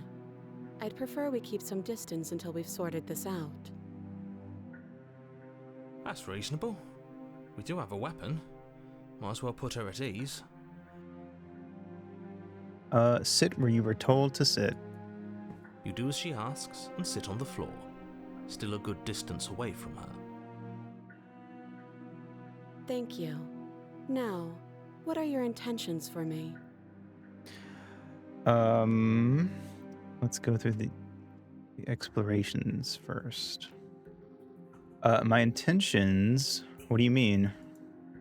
Yes, your intentions. You have a knife. What are you going to do with it? Why are you here? There isn't a keyhole in these shackles, so I'm afraid my only way out is surgical removal.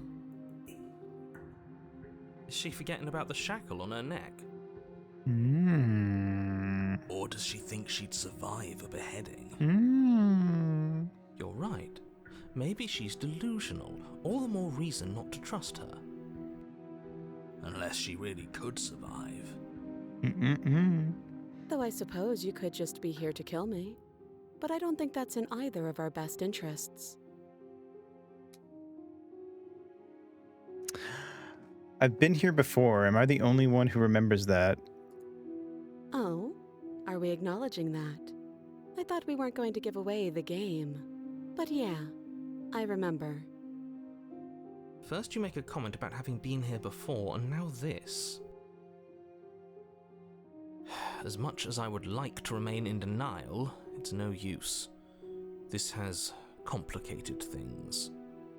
It's complicated things how, exactly? Ideally, this was supposed to be one and done. You go to the cabin, you heroically slay the princess, and in the process you save the entire world from being damned to oblivion. The situation right now, where you're getting a second shot at things, is a contingency.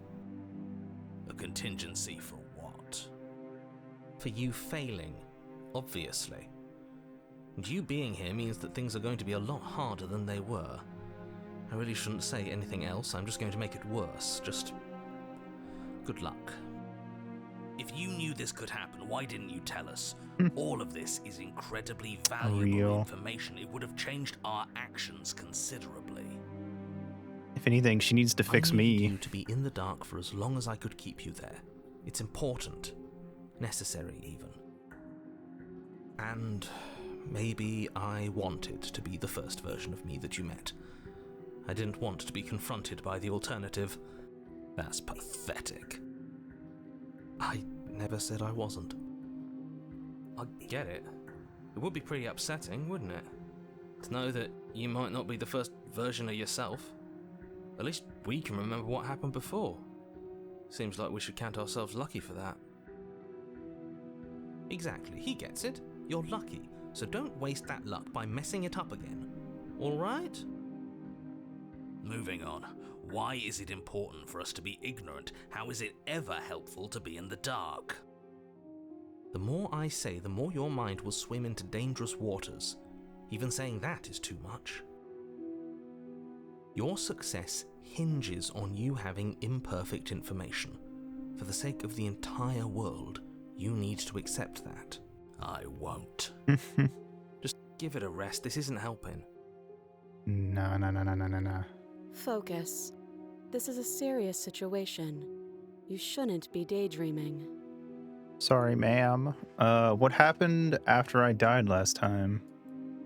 Nothing happened. You died. I went upstairs. I couldn't leave. I found myself in a new place in chains again. More of them. And now you're back. Is that really all she knows? It's not like we have much of a clue about how things work. And she's probably even more in the dark than we are. You're looking at me like I might be hiding something. I'm not. I guess it's possible she really doesn't know anything. Maybe both of us are stuck in this loop without any idea why or how. How am I supposed to cut you out? If you didn't notice, your head is in a shackle too. No. Like I trust you to come any closer with that knife. All you're going to do is hand it to me and watch me work. But she would have to cut her head off, right? She can't be suggesting that. She certainly seems confident. Maybe she knows something we don't. Or maybe you should consider the most likely scenario. She's bluffing so she can disarm you. Though if she isn't bluffing, whatever she has planned might be for her benefit alone. There's no guarantee that what's good for her is good for us. So, what should we do? I don't know. I'm just spelling out our options, listing the pros and cons. Then let me help you. I'll start with the cons.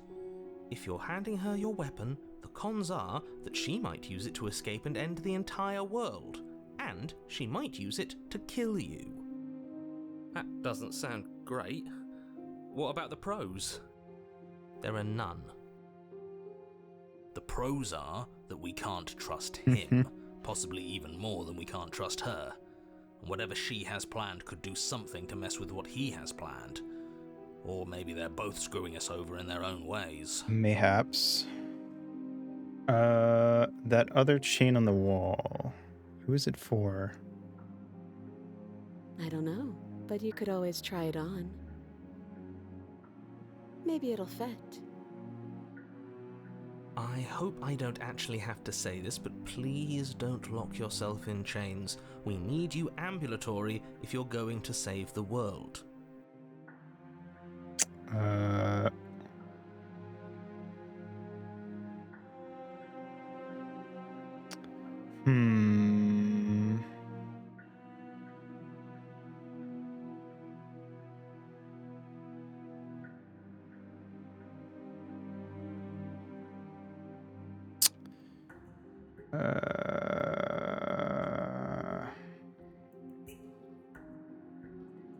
Let's see. You know what?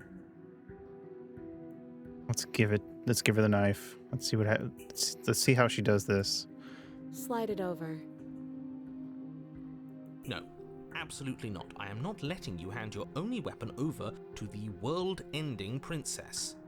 Until you come up with any other idea, like, say, I don't know, doing your job and slaying her, you remain rigidly in place. You Fucker. tried this last time. Do you want to know how it went for you? Oh, I remember. She killed us, which, by your estimation, ended the world, right? Oh, Rory tried to take over, buddy. Exactly. If I were you, I wouldn't be too keen on repeating your mistake. Hell, we could even force your hand and do it ourselves. I'm not afraid of dying again. Are you? A little.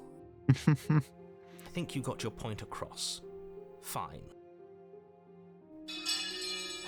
You slide the blade across the floor.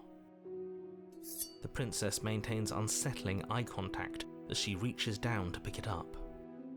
I'm very settled, actually. Thanks. She pulls up her hair, Ruh-roh. smiling slightly as she raises the blade to her throat. What is she doing? She doesn't say another word as she cuts Wow. into her own neck. Sweet mama. No. Look away, watch an uneasy silence. Watch. Her eyes stare forward, unblinking, as she saws through skin, veins, cartilage. At last she reaches bone, the blade grinding audibly against her vertebra as it continues to slice its way through her neck. I'll be damned. She's actually doing your job for you. Why would she do that? Huh. So that's her play. Killing herself? I She wouldn't isn't be dead so yet. sure. Finally, you hear a snap. Her eye twitches. There's an uneasy silence. She remains motionless for a long moment, her twitching eye the only movement in the room, until at last it stops in an unsettling half-wink. Her head twists slowly to the side, flopping to her shoulder, Holy and her neck moly. opens. The remaining tissue is not enough to hold the weight of her severed head. It stretches and tears until finally it falls to the floor, completely free.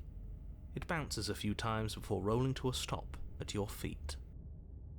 Oh no, oh no, oh no, what did we do? Can we put it back? Please tell me we can put it back. Put it back The on. princess's eyes stare up at you. Dead. Congratulations! You saved the world. Huh. So I guess that's it.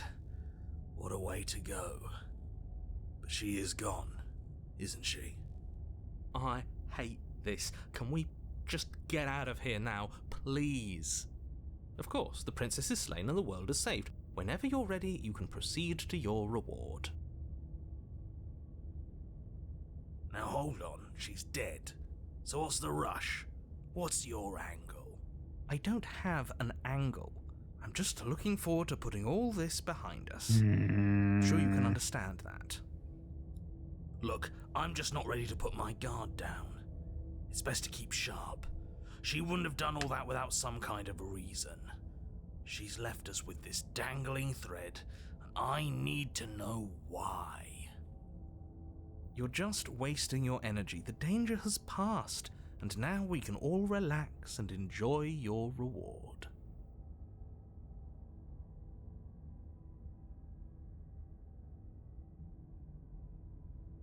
Let's take her with us. Ugh, fine. You pick up the princess's severed head, its neck stump still oozing bodily fluids. Then make your way back upstairs to the first floor of the cabin. Did you see that? I could have sworn she moved. She didn't. She's dead. But what if she's not? Are you listening to yourself? Do I need to explain to you why decapitation is lethal? The door to your bountiful reward is right in front of you. All you have to do is open it. All right, let's go. You open the cabin door, ready to return to a world saved from certain doom. Mm-hmm. Only a world saved from certain doom isn't what you find. Instead, what you find is... Wait, no, that's not right. Well played. This is the end of the world, isn't it? I always thought I'd at least have time to explain myself before I had to watch it happen. It's already... Rip. Aroni. over? Is he gone? He's gone, man. We're still here. Maybe it wasn't the end of the world after all. Maybe it was just the end of his. Thanks for carrying me up here. I had to take it on faith that you would know what to do. I'm glad I was right to trust you. Of course, babe. So, this is the outside. Maybe it's just my lack of body, but it's colder than I expected. Oh, there we go again.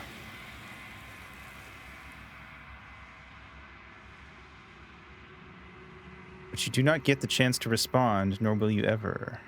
It's time to leave. Memory returns. Where does she go? Should we...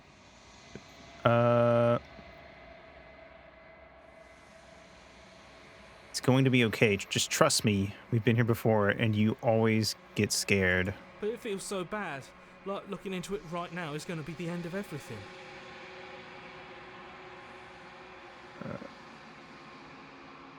Let's see. It's not the end. Whatever's on the other side is going to be nice.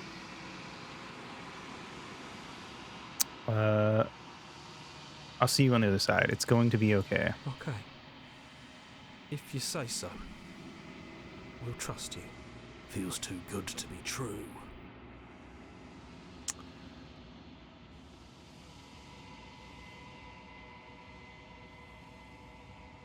All right. You've grown. Find yourself in the long quiet once again. Proceed to the cabin. You were at the cabin. Flickering lights and empty cityscapes become pockets of vitality and movement. I am more than I was before. Whenever you are ready, I will wipe your slate clean once again. Are you the same being as you were before? How much have you changed? Is a child the same as an infant? I am an unbroken pattern, but every vessel gives fresh perspectives and carves new avenues of expression. I am different, but I am the same. Everything you say feels like a riddle. Can you give me a single straight answer? I'm sorry. Words are difficult for me. They never fully weave what I wish to say. If you do not like my answers, then you need not ask me questions. Fair The enough. vessels you choose to bring me carry far more meaning than anything words could say in the spaces between. What does it feel like to change like this? Eyes close in reflection. Perspectives meld together, and the breadth of my experience stretches to new corners. There are contradictions, conflicts in my nature, and there are familiarities that bind everything together. It feels correct. This is what I need to be. This is the only path forward.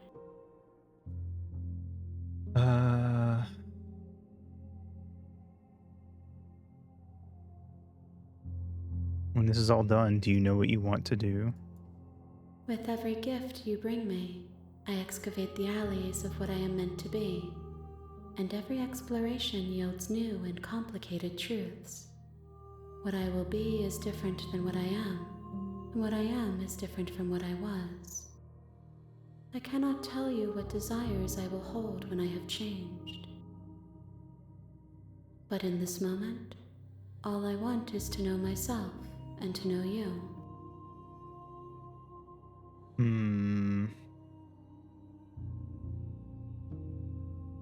When I go back, it's as if an invisible wall closes around me. Why can I not do the same things I've done before? Those paths lead to worlds you've already seen, and to perspectives I have already made my own. They are useless to us now, inaccessible. The only paths of value are those that are yet untread. You have been kinder to me than anyone else I've met. Thank you. Why wouldn't I be kind to you? You are the only thing I know that isn't me. Do you have any thoughts on this vessel? This one is cold and cynical. She has protected herself when others could not. She will make for a clever heart. Do not mourn her. She doesn't need to be protected any longer. I don't want to hurt you, but the more times I go back, the worse I fear things will be.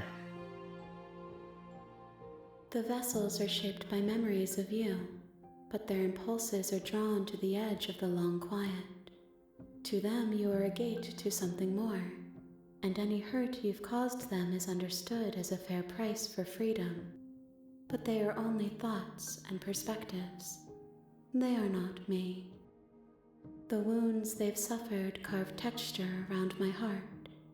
Without them, I would be as I was before.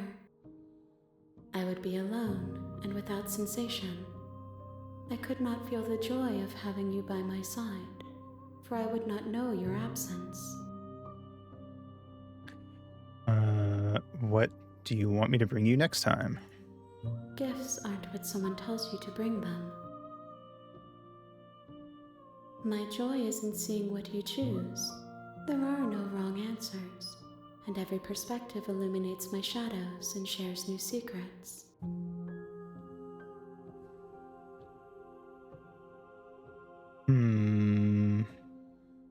So you don't have any preferences on how you'd like to change or grow? My preference is for you to show me what you would like me to see. I cannot know the ways I wish to grow, for I have yet to feel them. It is you who guides me down the thin trail of perspective and memory. How many more vessels do I need to bring you? If I am to be an ocean, you have nurtured me into a pond.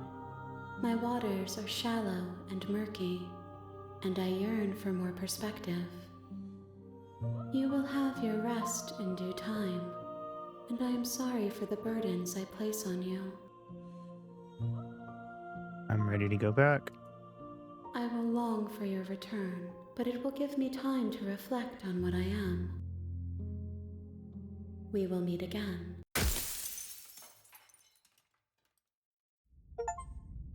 Wow. You're on a path in the woods. Yeah.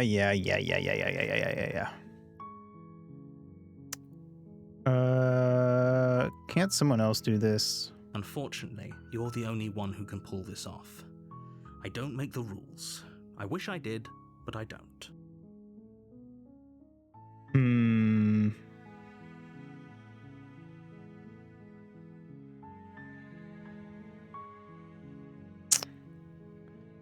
Alright, Mr. Man.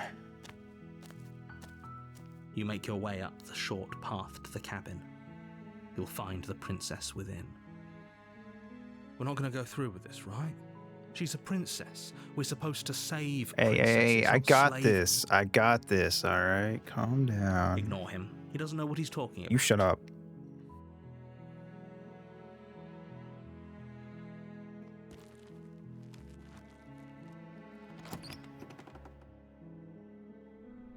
The interior of the cabin is almost entirely bare. The air is stale and musty, and the floor and walls are painted in a fine layer of dust. The only furniture of note is a plain wooden table.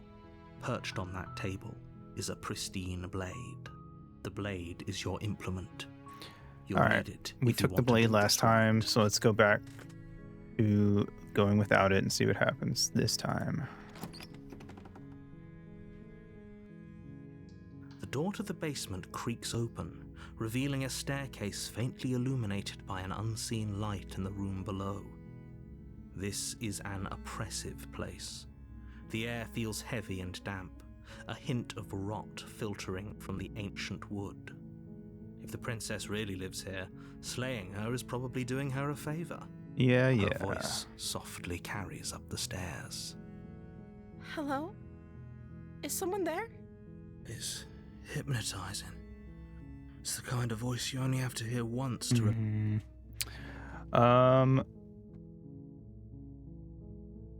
Just checking in on you. You are? It's been so long since anyone's come down here. I was starting to think they'd forgotten about me.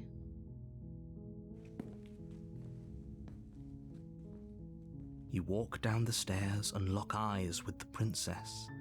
There's a heavy chain around her wrist, binding her to the far wall of the basement. She's beautiful. How could someone like this be a threat to anyone? I am begging you to stay focused. There's a lot riding on you here. Hi. Do you think you can get me out of these chains?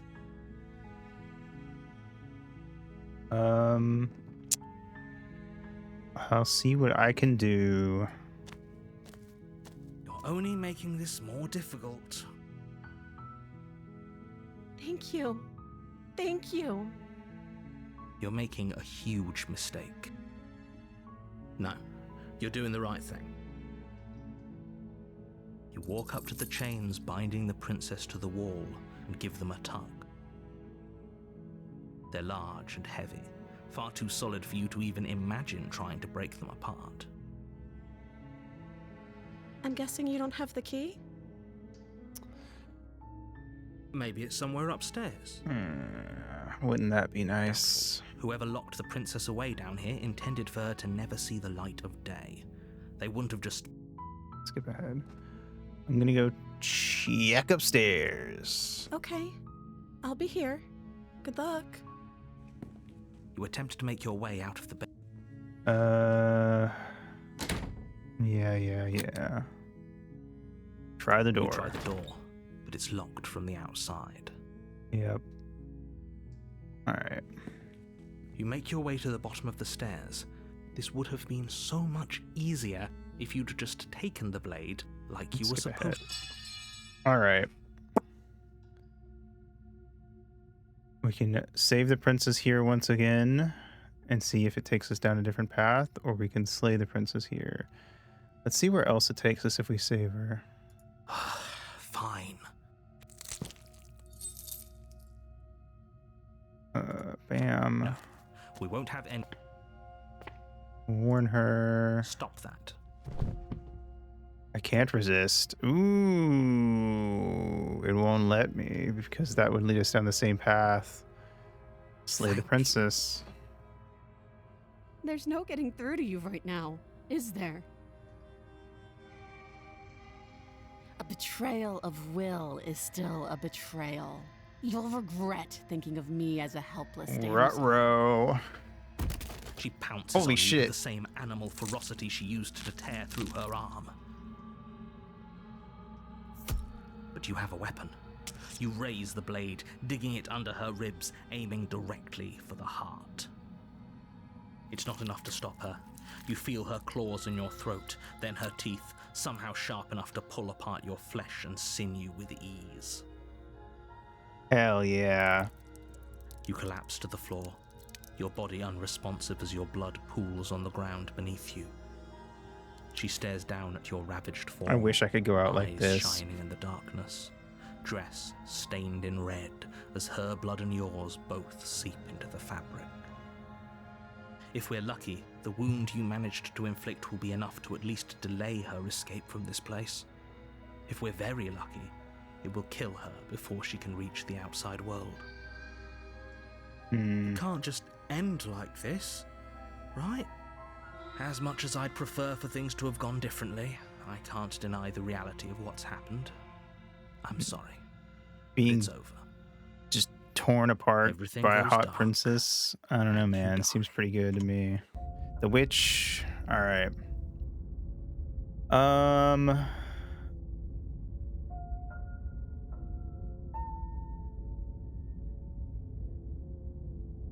see.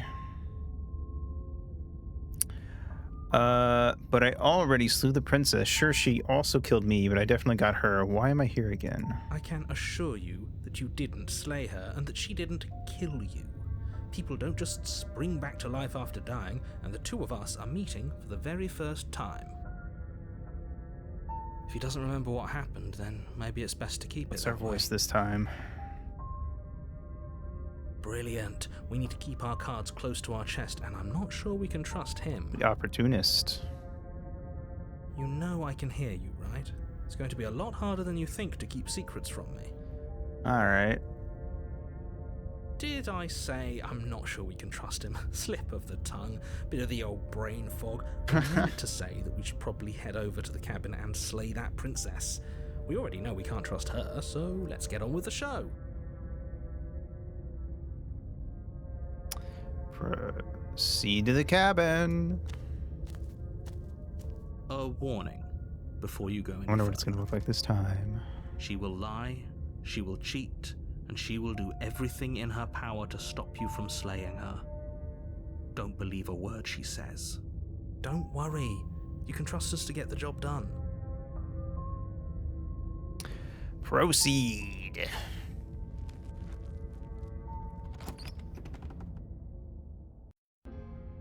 The interior of the cabin is a mess of twisted roots. The walls a chaotic weave of Once knotted again, wood the mirror that, is back. almost as if by accident, just happened to resemble a room. The floor is damp and earthy, and the only furniture of note is a slab of mud in the shape of a shelf, with a pristine blade perched on its edge. The blade is your implement. You'll need it if you want to do this right. Okay. Let's do a double enter the basement. Well, yeah. Let's try to enter again without it. Or we could do the same thing and see if it forces me down a new path. That could be interesting too. Let's do that. Let's take the blade. We'll alternate between don't take it, and take it, don't take it, I think. That way there's like a pattern to it at least. Take the blade. You take the blade from the shelf. It would be difficult to slay the princess and save the world without a weapon. Well, if we're grabbing a weapon, we should probably keep it hidden behind our backs. She doesn't have to know we have it. Fair point, fair point. That's not actually a bad idea. Alright. The door to the basement creaks open, revealing a staircase dug into the muddy earth below. The ceiling is thick with roots that hang like locks of tangled hair. The weak starlight from the cabin windows behind you can barely penetrate the gloom here, only illuminating the edges of an opening below. It shines in the darkness like some kind of massive maw waiting to swallow you up into the earth. The maw. The air smells of dirt and copper. It's thick and wet, as if your lungs are being coated in mud with each intake of breath. If the princess lives here, slaying her would probably be doing her a favor. Thick and wet sounds like my Her ex-wife. voice skitters up from below. Something nasty finds itself on my stairs. Come on down. Don't be scared. I probably won't bite. Yes, which time? I'm not nasty. But you are. You're a wretched little thing. Oh my god, I stop. recognize that voice as easily as I recognized your nervous little footsteps coming up the path. I know who you are, and I remember what you've done. She must have you confused with someone else. She seems friendly enough. Maybe we can talk our way out of this whole situation. You can't. Unless you slay her right away, she's going to break free and end the world. There's no reasoning with what she is. So you say. Look, I'm just throwing ideas out there. I like to think out loud. I'm the kind of guy who likes a discussion. Don't we want to hear what everyone has to say before making any big decisions? Do you want to hear what everyone has to say? Or do you just want to hear yourself talk? You need to stop lingering Your task is to slay the princess, not endlessly debate about what to do with the princess. Gonna endlessly debate about what the Fine, princess can do fine. to me. You're the boss. Thank you. Well, You descend the basement hello. steps, entering the dark room below. You can just make out the shape of the princess in the gloom. She's huddled against the far wall, her eyes bright and glaring from amid the thick roots. And there you are, one hand tucked away behind your back, gripping that sharp, sharp blade, no doubt. That's no fair. How would she know that? So, we've dropped the pretenses. Good. You made a comment back in the woods about having been here before. Now Kitty. she's acting like the two of you already know each other. Oh, no. You've already been here, haven't you? You know it. That's pretty sharp. How'd you figure that one out? Call it deductive reasoning. Well, you seem to be great at it. So, you really don't remember us, do you? No, I don't. But you and the princess clearly have a shared reality, even if I'm not a part of it. I won't waste time fighting you on something that's clearly true. I'm just glad we could put all this behind us. Is it all behind us?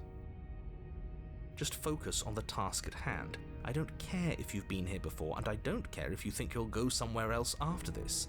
My world is on the line right now, so I'd appreciate it if you would take this seriously and slay her.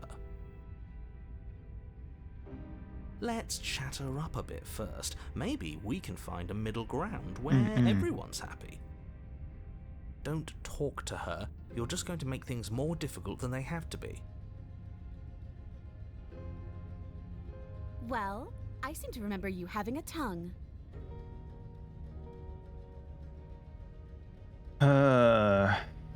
Let's see.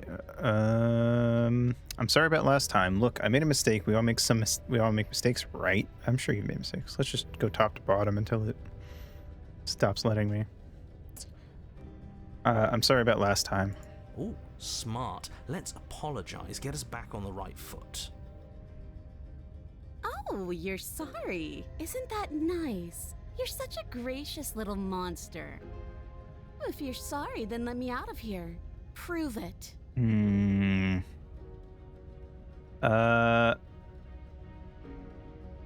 Let's see. Don't worry. The blade isn't for you, or not for killing you. We gotta get you out somehow, right? Oh, I don't need you to cut me out. The princess grins as the chains fall from her wrist. All right, cool. There we go. Easy peasy. She could have gotten out of those the whole time. That sneaky little... A woman after my own heart, really. She knows how to hold her cards close to her chest. This is why she can't just be abandoned here. If left to her own devices, she'll find a way out. Now stop her. I get the sense that you're not happy with me. Is that a joke? Do you think a joke will charm my trust back? You'll have to try harder than that. I died last time. You didn't. If anyone here shouldn't be trusted, it's you. Nah. I trust her. Look, I know. Things got messy last time, but I think there's something bigger than both of us at work. We should team up. I suppose you didn't come into my hovel of your own accord, did you? All right. I suppose I could team up. I need a way out after all, and unfortunately, you're the only one I have. Seems to me like she's offering a mutually beneficial arrangement. We should take it. Do you know what the word mutually means? Because it sounds to me like she's offering an arrangement that benefits her and her alone.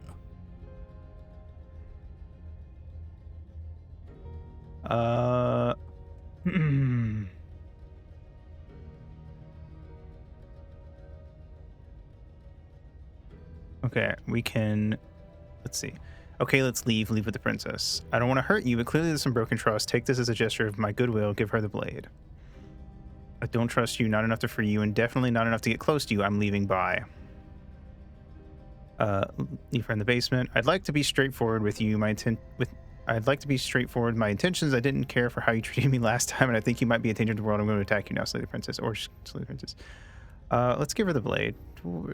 She's like a cat. She could probably just...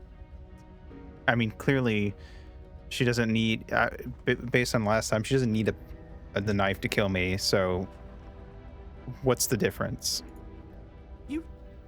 You can't be serious. No. Trust me, man. Now, hold on. We should put this to a vote. The blade is one of our most valuable assets. We can't just give it to her. What if she uses it to kill us? I vote no. As do I. I abstain? You abstain? She's going to kill us if we give it to her. This isn't a democracy. We're giving her the blade. You're going to get everyone killed. You know that, right? But of course you do. You toss the blade at the princess's feet. She eyes it with suspicion before kneeling down to pick it up. I wouldn't have done that. Why did you? She creeps forward, taking one cautious step at a time until you and she are face to face. What do you think happens now? Can I pet you before I die? Just once, please. It's up to you. It's why I gave you the blade. I chose last time and I regret it, so now's your time to choose. We're both scared and we're both hurting. If one of us doesn't make a change, we'll probably kill each other forever. Do you want that? I don't. We can be better than this. You're beautiful. I want to actually save you, and this feels like the only way to do it. If you're like someone I know, you're probably going to kill me. Let's tell her she's pretty. She pulls back, clearly caught off guard by whatever nonsense you just said to her. She really said... I thought it was nice. Semicolon 3. Whether it's nice depends on if we meant it. We didn't mean it. Did we? Oh, I meant it. If you were lying, we'd all know. But unfortunately, you weren't lying. What? What do you mean by that? What kind of game are you playing? The look of surprise that momentarily softened her features vanishes as she steels her nerves. And then she buries the blade in your heart. What? No, come on, that's not Worth right. it. I told you. Worth it. I told you this is what she was going to do. Glee dances across her face as you fall to the ground. Thank you for killing me. I did it. I got you. You... The princess seems to tremble. I wish Her a hot smile woman would fading stab quickly, me. replaced with concern. Her nervous eyes brim with tears. See? Why? Why did you let me It all do worked out. this? But you don't have the strength to respond, nor do you have the time. Itadaki Moss. Everything goes dark, and you die. Chapter 3. The Thorn. You're on a path in the woods. I can't believe she actually stabbed us. I told you not to give her the blade. I told you it would come around to bite us. I voted against it. Yeah, we know. You already got your I told you so's in while we were bleeding out. Real. I Who just could wanted have to seen make sure that that coming? everyone here knows that I was and am Who could have seen on the me right coming? side I of mean... that argument. Oh, you're far from being on the right side of anything. Spittin's back! You're fixated on the past, whereas what you should be is fixated on the future. Ho ho, a visionary.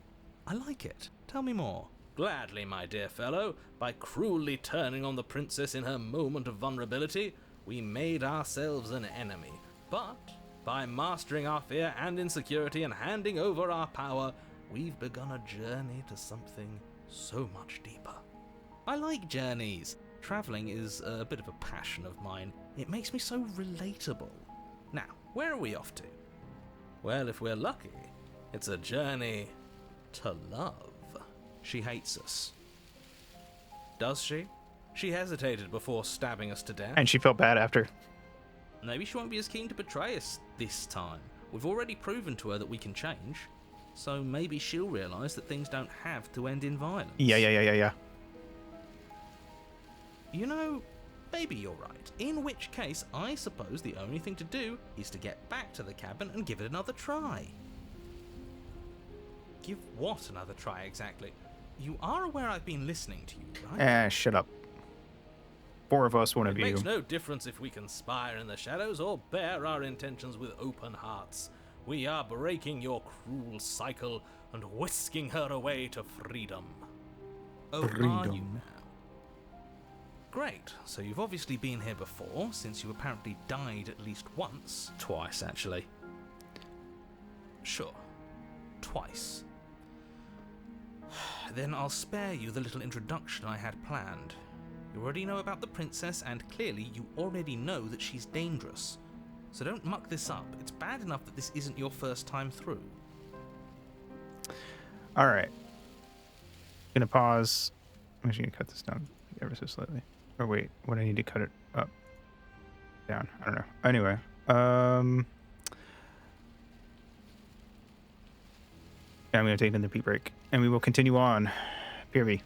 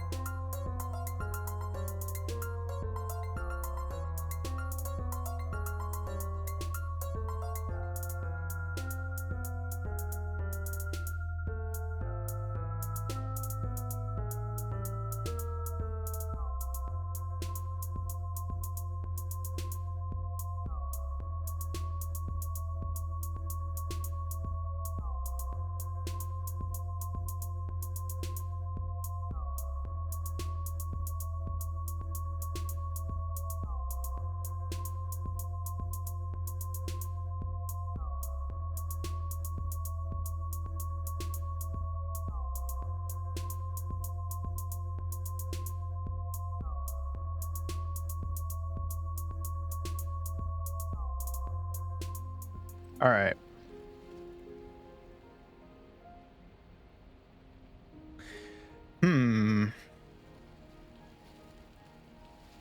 This place is different. It keeps changing. Wonderful. If the woods themselves are changing, then that's all the more reason for you to take this seriously. It would mean your grip on things is slipping, which, in turn, likely means her influence is spreading. Someone's in the know. I've already said too much. The more information you have, the more difficult your task will be. Don't listen to her, definitely don't free her, and if you can, don't even think about her. You don't have to worry about me. My head's always empty. Except for thoughts of her. Real. We're going to free her. Please don't. You can't stop all of us, you villain. Let's just see how the wind blows. I'm not opposed to saving her, but let's not rule anything out just yet. Let's see what she has to say. Stop sitting on the fence and pick a side already. We don't need you waffling when things get hairy. I've already picked a side. Our side. I'm here to make sure that whatever happens, we wind up on top. Because that's worked out great so far. I'd be fine if she wound up on top. Well, we're not out of the game yet, are we? And again, I'll have you know, I wouldn't have gotten us killed last time. I wanted to stab her in the back, not hand over our precious backstabbing implement. How dare you?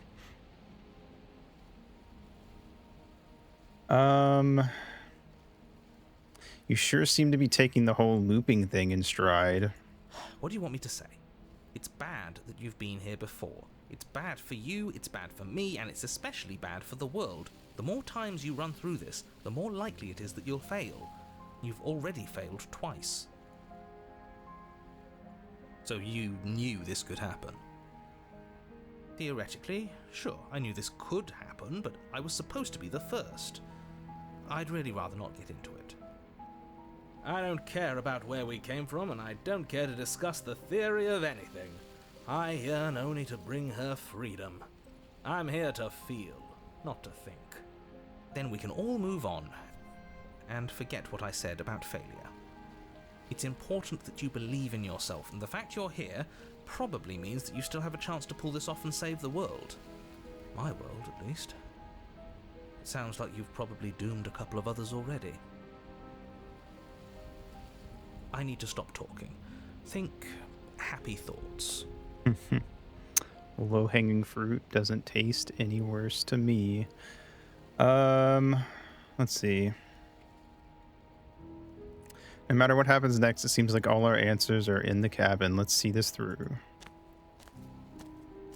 It isn't long before you find yourself at the base of the cabin. I think it's clear where everyone stands at this point. I don't know if I'd say everyone. You talking about me? I have a position. It's a good one, too. Ignore him, he's just talking for talking's sake. My position is the only one that matters. You know what you have to do. Proceed. The interior of the cabin is hardly an interior at all anymore. The burned-out ruins merely suggest the shape of the structure that once stood here, charred wood still reeking of ash. But beneath it lies the fresh smell of spring growth after rain, the promise of new life in the wreckage of the old. The only furniture of note is the crisp shell of what was once a table, a pristine... Wait, this isn't right. There's supposed to be a pristine blade. Why isn't there a pristine blade? You tell me. We gave it to her last time. She can't still have it, can she? Well, it's not here. And if she has it... Let me guess. You want to get all chummy with her. Look, as far as I see it, if it's between him and her, I say we side with the one who has the weapon. It's just the smart thing to do. I wouldn't be so hasty. I'm sure the blade will turn up somewhere. She can't have it. That's not how this is supposed to work. If she does have it, that's all the more reason to put our faith in her. We've already shown her our heart. Now she has to show us hers. Unless her heart tells her to stab us, which doesn't seem unlikely, so yes, I agree. Let's make sure we get on her good side. Fine by me. Let's approach the mirror again, because this is our first chapter 3. You step forward and approach the scorched entryway leading to the basement, hesitating before you begin the descent. You know what you have to do.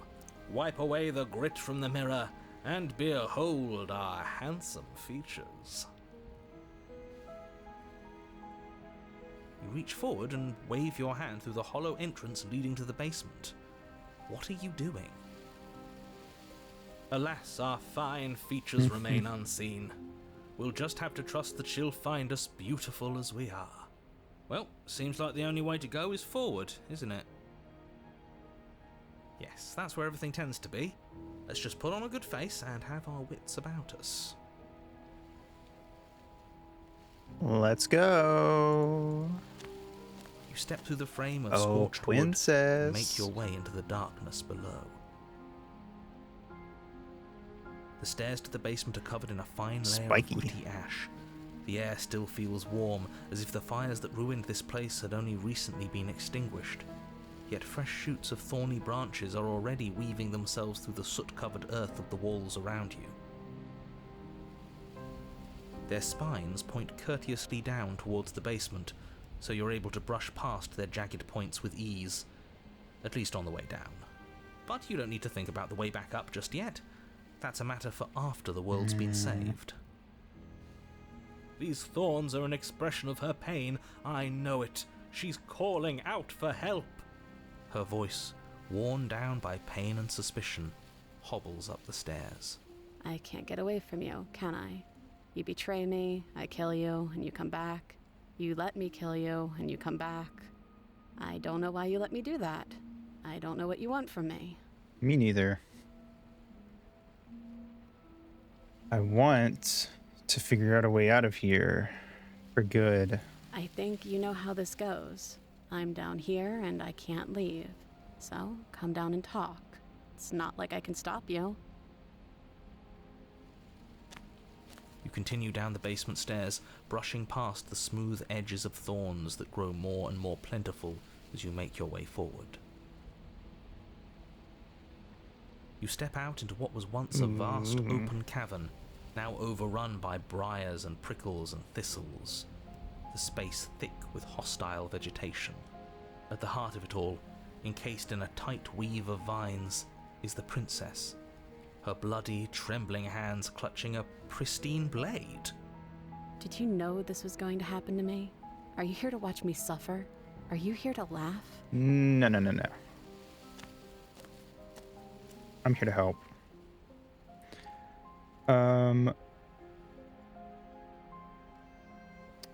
Zooey mama.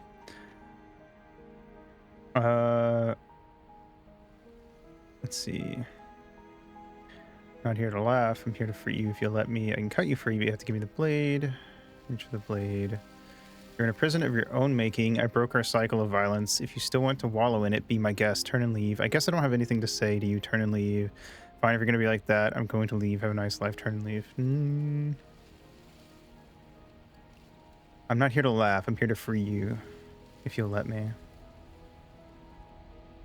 I want to trust you. Her grip tightens on the blade. But you're hiding something, aren't you? Why would you help me if you weren't helping yourself? You're not the only one who yearns for freedom. I'm as trapped as you are. I think we need to leave together. Is there anything I can say to change your mind? Top one. The princess clutches the blade closer to her chest. That sounds nice. I'm so tired of the bad blood between us. But it's hard to let it go. You've hurt me. Her eyes dart away from yours for a brief moment. And I've also hurt you. Even Stevens. Is there nothing I can say to change your mind? I don't know. What can either of us really say at this point? How can we trust something as hollow as words? She's right, there's nothing left to say. So let's get a move on and do something before she comes up with a scheme to get out of here on her own. We don't need words to send a message. It is through action that we can show her our adoration, our devotion, our kindness. Hmm.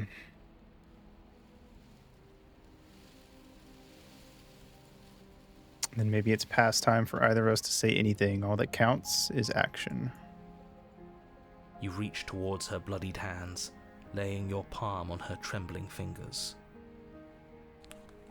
For a moment, she clutches it even tighter, her knuckles going white with the effort.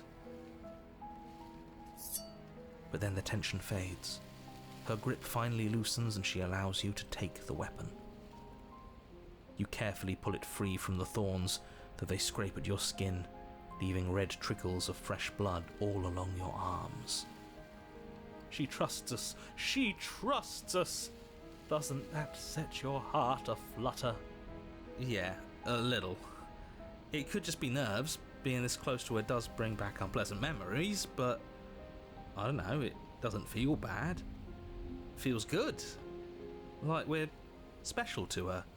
We are special to have gained an ounce of trust from a maiden so guarded. Now all that remains is to free her from her bindings. Yeah, let's do it. Let's show her how much both of us have changed. Or, hear me out, we slay her. No. Right here, right now. She's never been so helpless, and if we don't take advantage of that, we may never get another chance. No. That sounds like a splendid idea. You should listen to him. No. I see that the lines have been drawn. It's 2 against 1. It's 2 against 2. You don't count. You don't count. And why shouldn't he count? Because he's clearly not one of us. That doesn't matter. He's been with us the whole time. He should get a say. Okay, that means I get a say. So, did you mean it? Or was I a fool to hand my life to you? Yeah, the voice acting in this is great.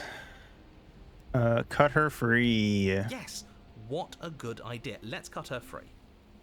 Oh, so you're suddenly team free her? You can't just switch sides as soon as we make a decision. Yes, you can.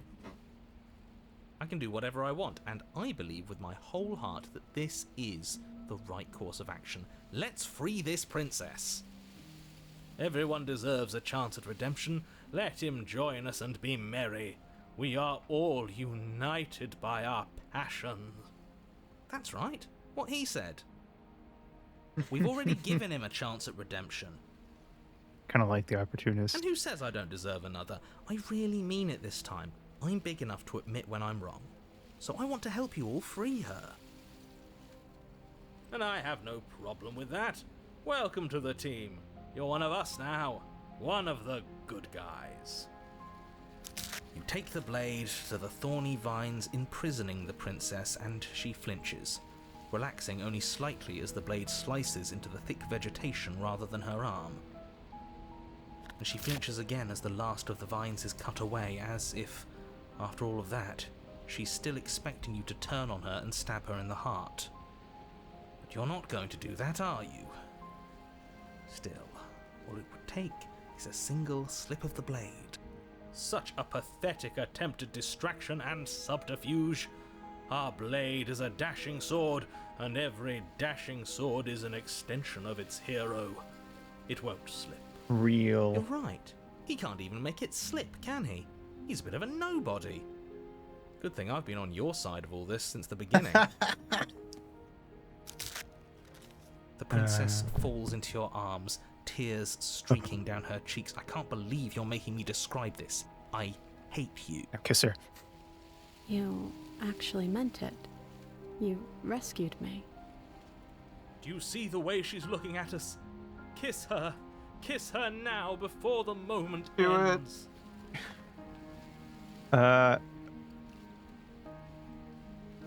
Kiss her. Can we actually do that?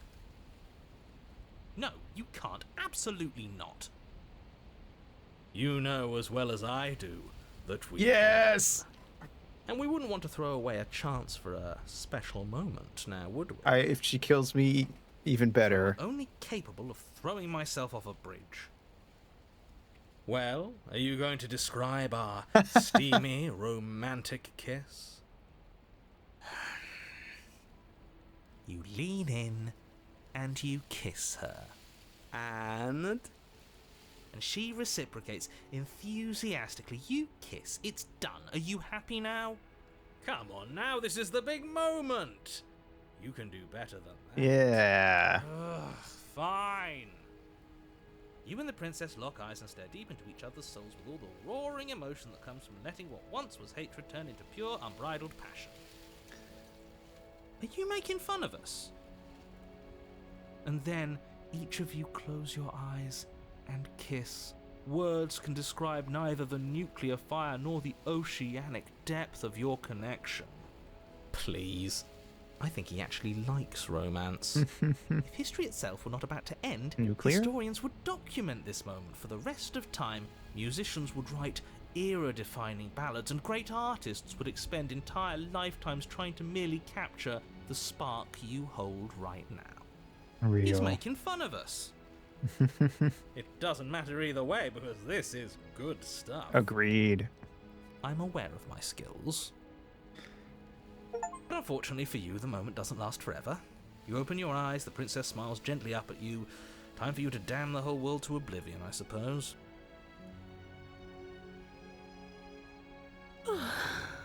That was nice. Her hand slips into yours, and the two of you rush to the basement stairs. Let's go! Shameful, really, that the same thorns that so graciously It's allowed peak. you downstairs are now blocking your only way out. Fuck, I forgot about that. Please, after all the trials we've been through, do you really think a That is few exactly measly what he's thorns like. can stop us? Love is an even more powerful weapon than our blade. We cut through those other vines just fine. They're only thorns. I'm not afraid of getting a few scrapes. We could try. I'm not even sure we need to do any cutting. We can just move them out of the way. What a pathetic showing, really. A few pointy sticks can't keep us down here. We're both meant for so much more than this.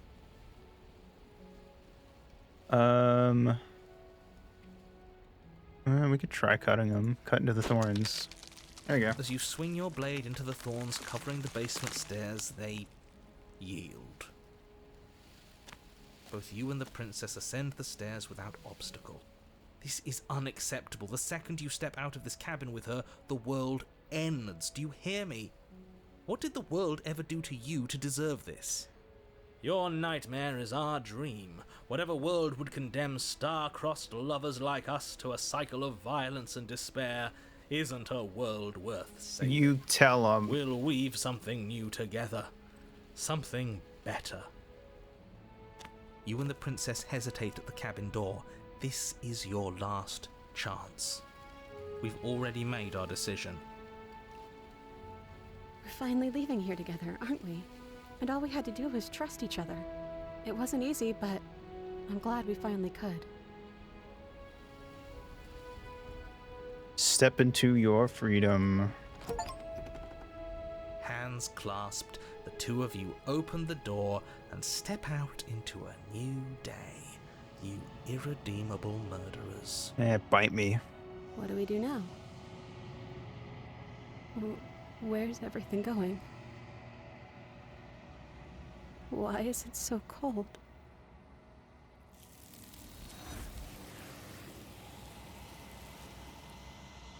Here we go again. You do not get the chance to respond, nor will you ever. It's time to leave. Memory returns. And there's that mirror again. Why is it here? Why now? Approach the mirror. You approach the mirror. This doesn't feel right. It feels different. Final. Yes. I fear that we won't like what we'll see. What if we just sit here and preen for a while? That can't hurt, right? If they think it's bad, I'm with them. The voices feel small, distant as you approach. Silence as you reach forward. They're gone once again. The mirror always makes them leave, but you need to see what's in it. You've withered. You find yourself in the long quiet once again. You are at the cabin. I am a growing chorus of contradiction, a mass of tides ebbing and flowing all at once in more directions than my attention can bear to hold. To look at any one is to shift them all into something new, and to look away is to reshape them yet again. All of me is changing, and yet the rest of me is still the same.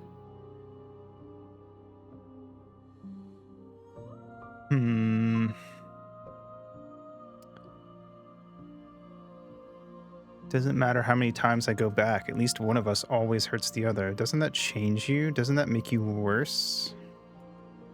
It changes me, but it doesn't make me worse, nor does it make me care for you any less. Does it make you worse? Do you resent me?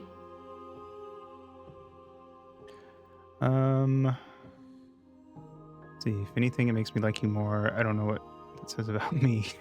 That's the correct answer. Yeah, I don't even need to read the others.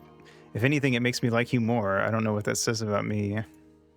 It says that your heart is gentle, that even in the darkness you are guided by compassion. What do you think of this vessel? This one yearns for connection she feels she doesn't deserve. Even when shown compassion, she hid herself away. She will make for a cautious heart. Do not mourn her. She isn't alone anymore.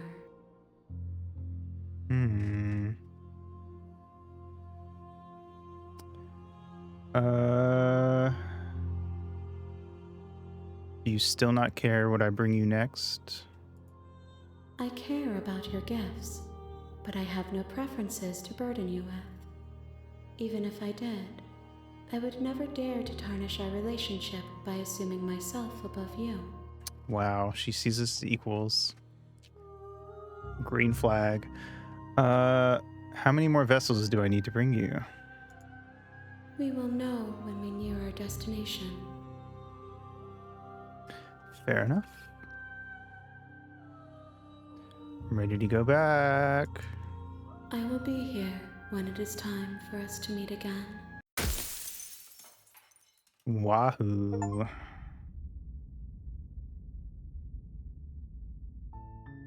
You're on a path in the woods, and at the end of that path is a cabin.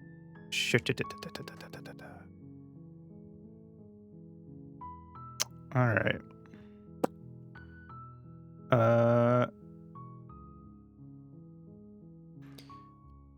Oh, okay. Thanks for telling me what to do. Don't mention it. It's all part of the job. You make your way up the short path to the cabin. You'll find the princess within. We're not going to go through with this, right? She's a princess. We're supposed to save princesses, not slay them. Ignore him. He doesn't know what he's talking about. This time we take the blade the first time and don't take it the second time. Easy peasy. Wait.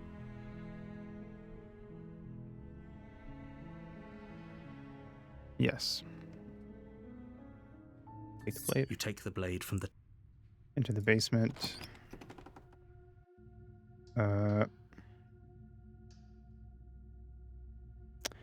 Continue down the stairs. Good.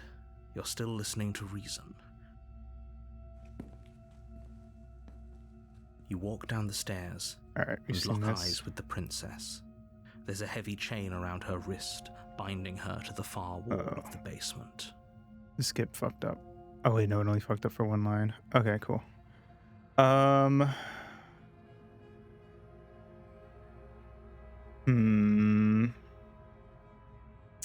I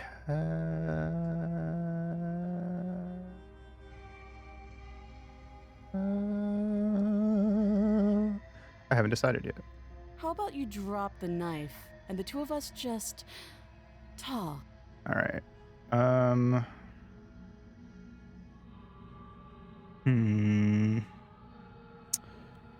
Drop it. The blade tumbles out of your trembling hands and drops to the floor with an unceremonious clang. Did we not do any of these? Let's see.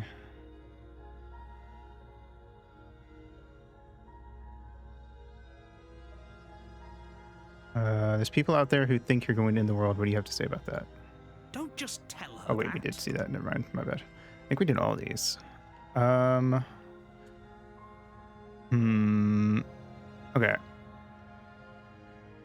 You're asking if she's dangerous. No, if I'm being honest, I'm more inclined to trust you than I'm inclined to trust them. Sooner or later, you'll understand that I have your best interests at heart. Can't remember. Hopefully That's what we sooner. How sweet. Now be a pal and help me get out of here, would you?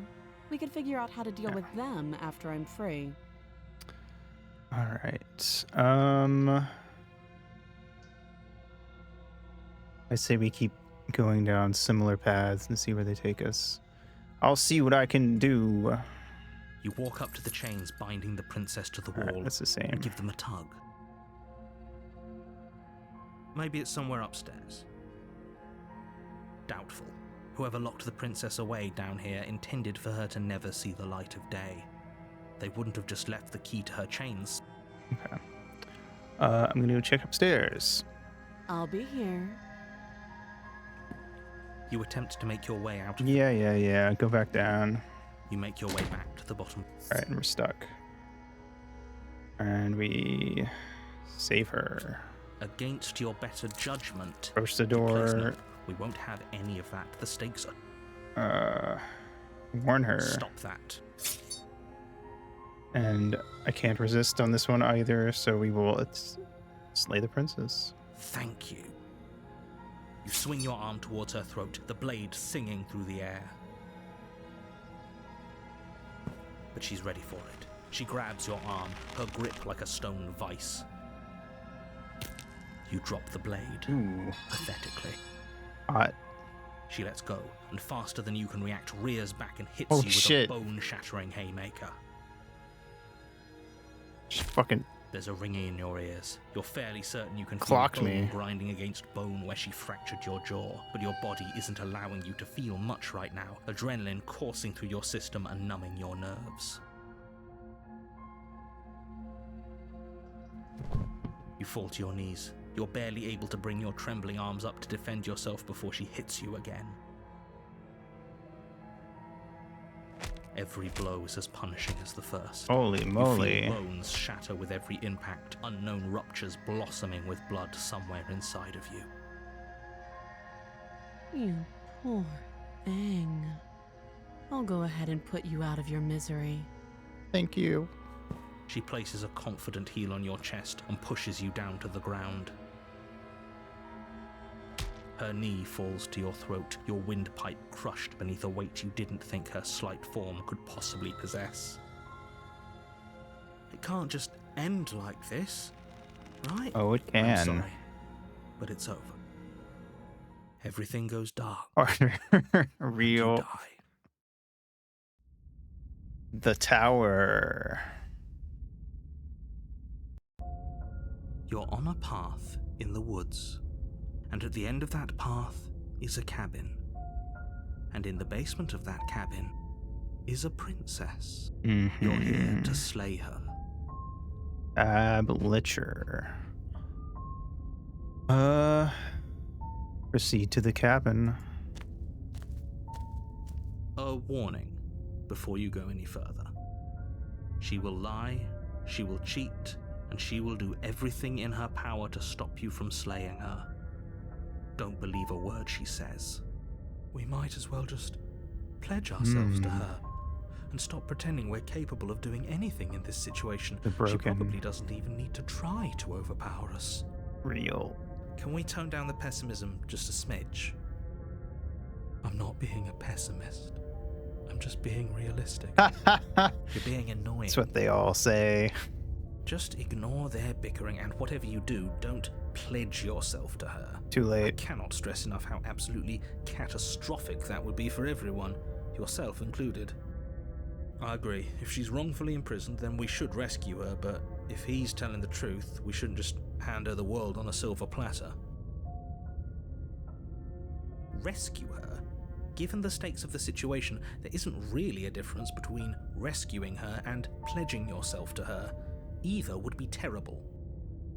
So please try to ignore both of those knuckleheads and focus on saving the world. Let's not make this harder than it has to be. Proceed. If that's what you want, I guess I don't have a say here.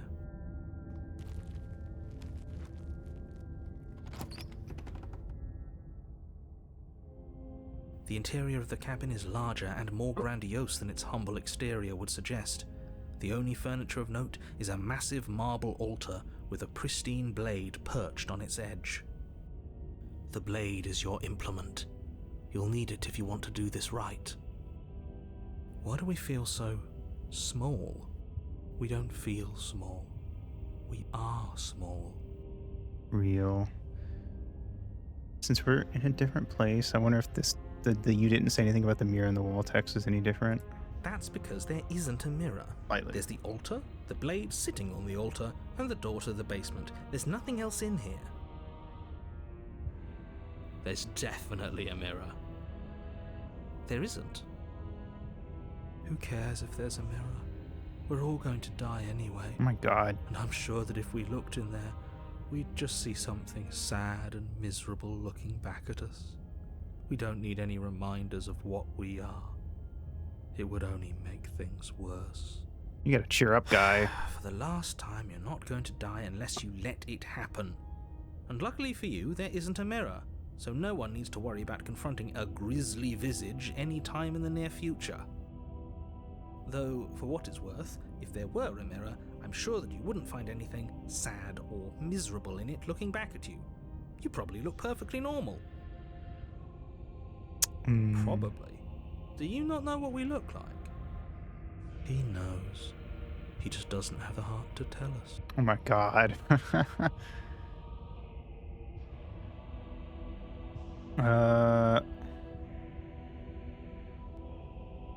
I care about whether I'm being lied to. There's a mirror. As do I. And yeah, there is. I'm not lying to you. Use your eyes. There is no mirror. Why would I lie about something so meaningless? What good would a mirror even do? Let you waste time preening yourself instead of doing what needs to be done. Approach the mirror. You walk up to the wall next to the basement door. It's a wall. There isn't much to see here. This really isn't funny. Wipe the mirror.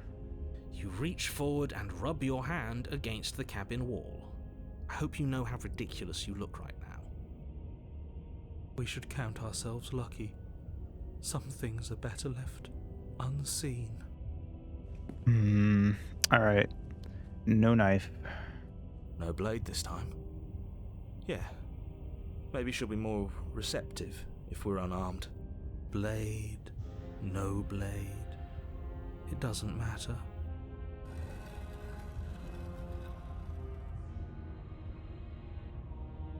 The door to the basement creaks open, revealing a spiral staircase. Its steps almost as deep as you are tall. The smell of incense drifts up from below. For a moment, you almost feel at ease. This is actually kind of nice. There you go. It's still a stone basement. If the princess lives here, slaying her is probably doing her a favor. Her booming voice rolls up the stairs. Booming. Is that a guest I hear? Oh my. Don't linger on the stairs. Come down and witness me. Yes, ma'am. You weren't kidding when you said it was booming. She wasn't like this last time. You shouldn't have come down here unarmed. We need to get down there. She wants us to see her. We need to see her? This guy's talking sense. Should we be worried about your sudden change in attitude? Just a few minutes ago, you were going on about how pointless everything was. Now you want to go down there. Yeah. It doesn't matter what that little voice says. He's not the one making the decisions. Though if his ramblings get you to the princess, they get you to the princess. Continue down the stairs. Making your way down the spiral staircase is a time-consuming and exhausting effort, every step requiring you to clamber over one edge before dropping to the next. But soon the end comes into view, and you tumble to the bottom, entering the vast, temple-like room beyond. Giant woman. The Yeah. princess towers over you, almost glowing in the weak starlight, her figure framed by a stained Holy- glass window. Her long hair billows around her, and a chain binds her wrist to the far wall. The chain is nothing to her. It might as well be a toy for all the good it would do. I told you it was pointless to resist her. The little bird has returned to me. I wonder what he wants. I am on my hands and I see knees. Your hands are empty. You've already given up, haven't you? You aren't even going to try and kill me. How sweet. I would never, milady. And more than a little disappointing. I'm sorry to disappoint you, milady. She's disappointed in us? Kneel. Okay. On her command, you fall to the floor, knees Feet. painfully connecting with hard stone. That's my good little bird. Now, why don't we talk? The last time we met, you told me I was destined to end the world. That thought wrapped itself around my heart. It has pulled at me since the moment I squeezed the life out of your broken lungs. I could feel its fundamental truth awaken me. The collapse of the old is a necessary prelude to the birth of the new, and the world as it is now is overdue for alterations.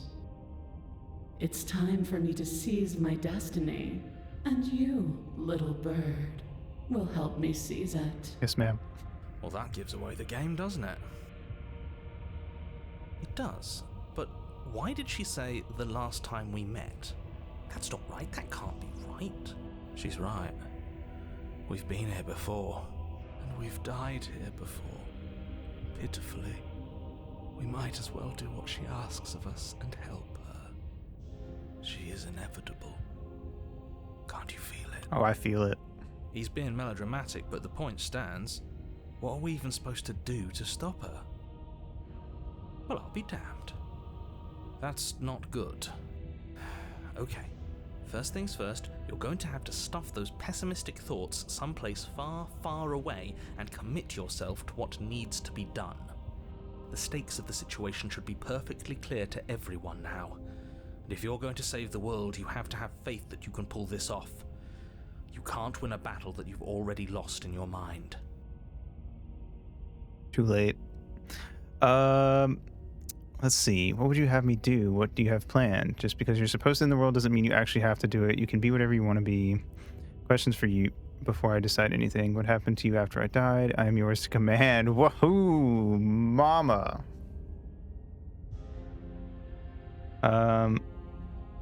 We'll ask the first question before we pledge ourselves. What would you have me do? What do you have planned? All you have to do is break these chains and set me free. All right.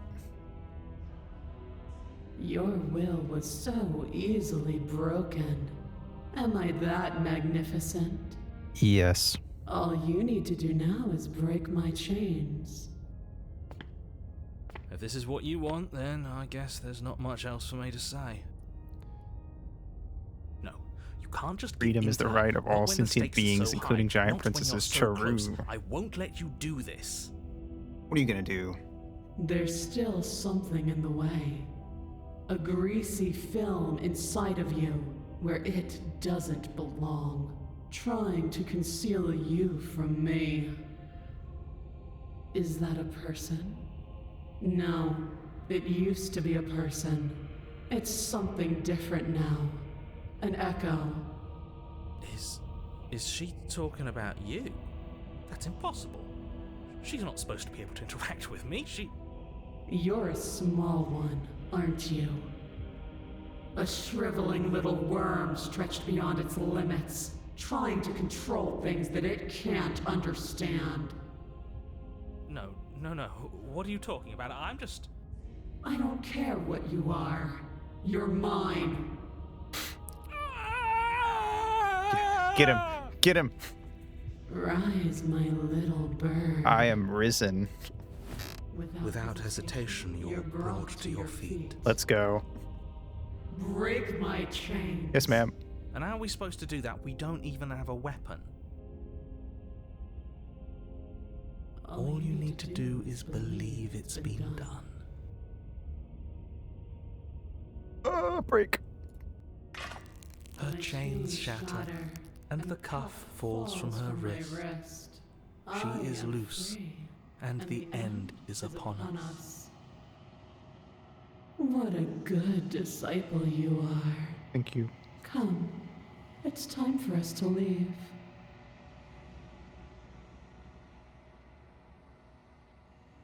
No. No. No.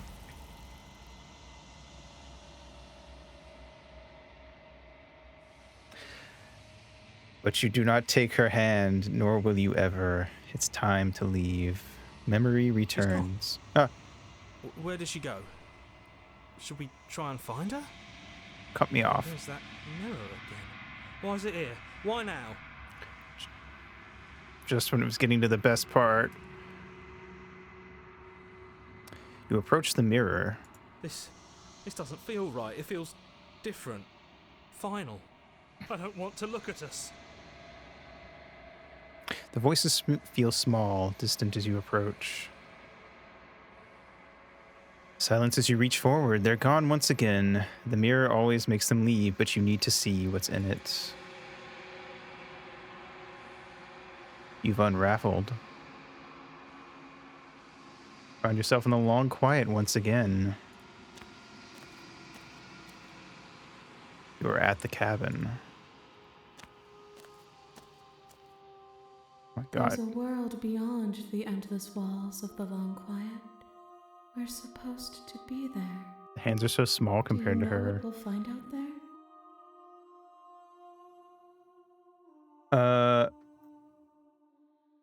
Is that a rhetorical question? Do you know? Do you want to tell me? Rhetorical. I am not rhetorical. I have only known these spaces, and I have known flickers of the lives you've brought me. Short and violent and full of passion. But all of those flickers end where the long quiet begins. I'm asking you because I cannot know your mind. Do you know what we'll find out there? There's trees and stars, and there are people, I think. At least they're supposed to be people. There is a warmth and sadness in me at the thought of people. Fresh tears on a winter's day. They are not like us. Dun, dun, They dun, do dun. not last.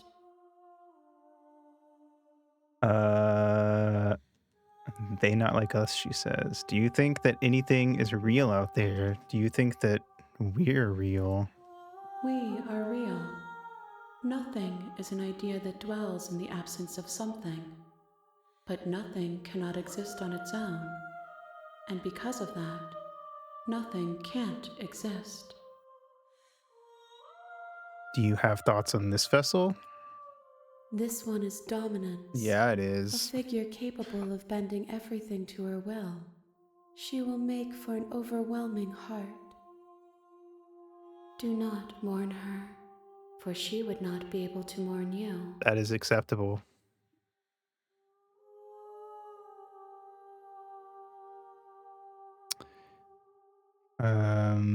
Do you know what's going to happen when you awaken? If I did, I would already be awake. When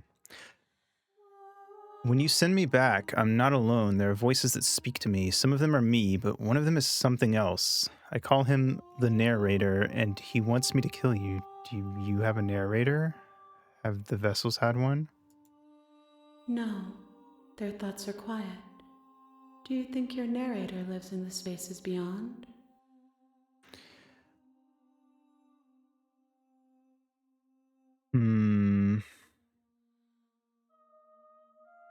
He does. I don't know why, but I know this for a fact. He does. I don't know what I'm going to do when I find him. He does, and when I find him, you and I are finally going to have answers. He does, and when I find him, I'm going to kill him. He does, but you're going to keep that to yourself.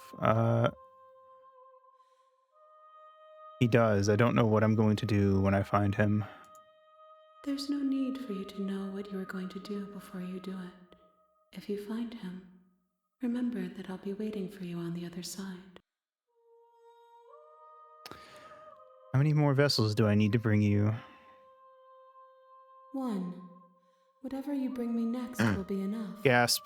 And then gravity will pull the others back to me. I will be singular.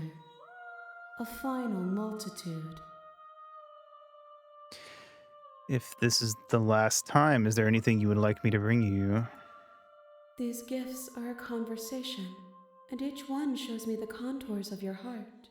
The only thing I want to see is what you choose for me when the thread is fully drawn. Alright, I'm ready to go back. The next time I see you, each of us will finally know what we are.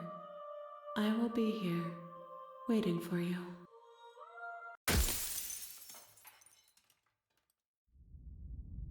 Let's go. You're on a path in the woods. Alright.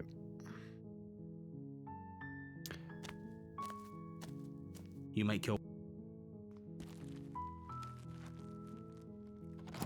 Last time we took the knife and then didn't. Now we don't take the knife. The interior of the cabin is then almost do. entirely bare.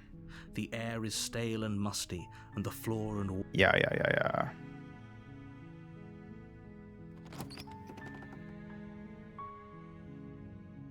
the door to the basement. Lie. I'm here to save you. Wait, really? You're here to rescue me? I was starting to think I'd be stuck down here forever. I see. You're trying to get her to lower her guard. It's a gamble, but it might work. We'll Come see. downstairs. I want to see the face of my rescuer. Alright. You walk down the stairs and lock eyes. You were lying when you said you were here to rescue her, but regardless of your intentions, breaking her out of these chains would be a big mistake. Don't even try it. Hold on, let's talk a bit first. Okay. Let's see. Let's see. Ones we haven't done yet. I'm the first person you've seen in a while. What have you been eating or drinking? I don't see what that has to do with anything. Fair enough. This is the only time this is ever going to happen, but I agree with the princess. That's hard. First time my ass. Okay, but actually, what has she been eating? She has to eat, right?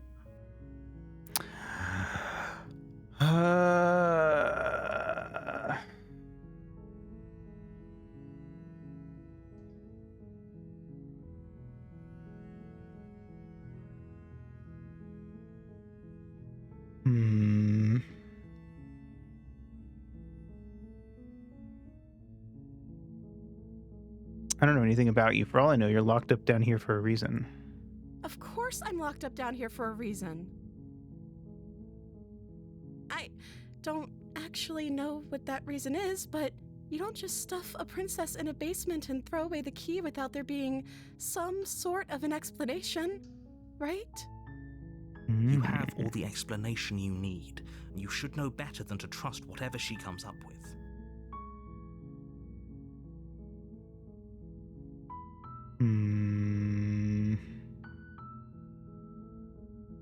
Let's go back and get the blade without saying another word. Thank you.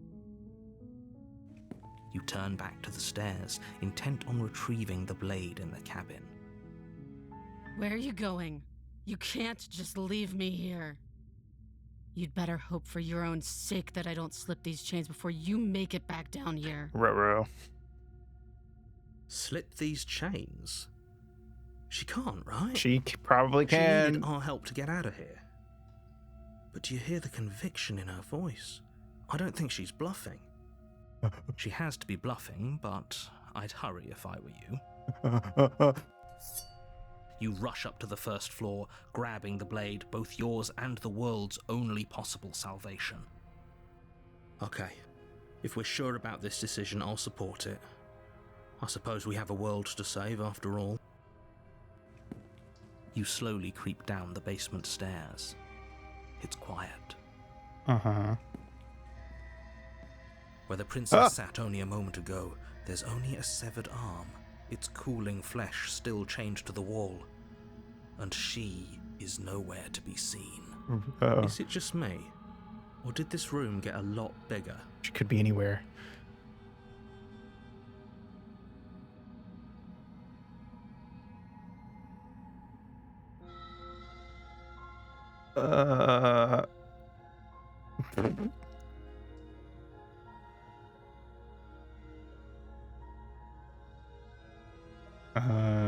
Hello, I think we got off on the wrong foot. Do you think we can start over? She's lost an arm.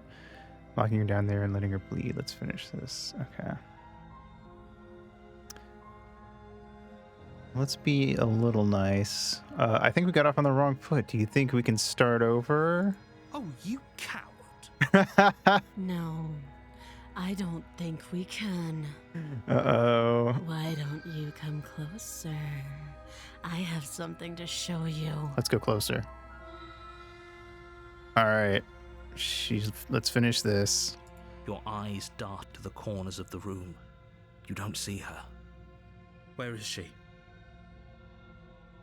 Close the door behind you. You close the door behind you. Almost magically, its locks immediately click into place. Maybe they'll open if you finish the job.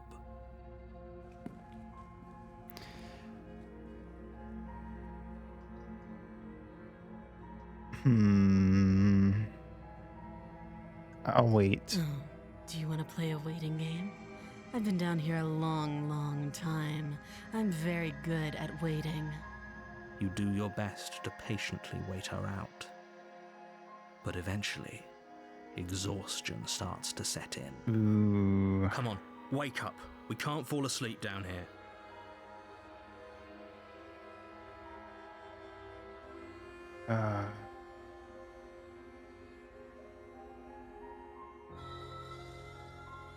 Let's keep waiting. I kind of want to see what happens. You wait for as long as you can, pushing yourself to stay awake and stay vigilant. But you can't outwait someone who's been waiting for as long as she remembers. You barely even realize that you've started to drift off. Pain tears you from your sleep. The princess is upon you, ripping into your flesh, unnaturally sharp teeth and claws severing arteries and digging into organs. I'm freaking dying. There's nothing to be done. You're already half gone. It can't just end like this. Yep, I sure am. As much as I'd prefer for things to have gone differently, I can't deny the reality of what's happened. You know me so well, I'm sorry, babe. but it's over. Everything goes dark, and you die.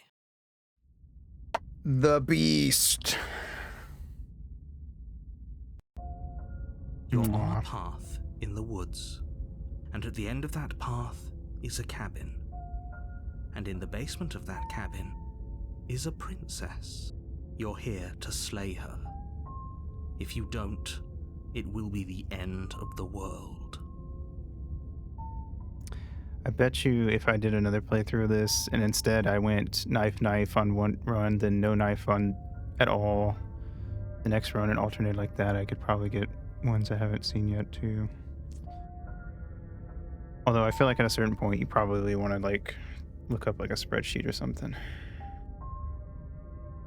There's a lot of endings though, or a lot of princesses, I should say.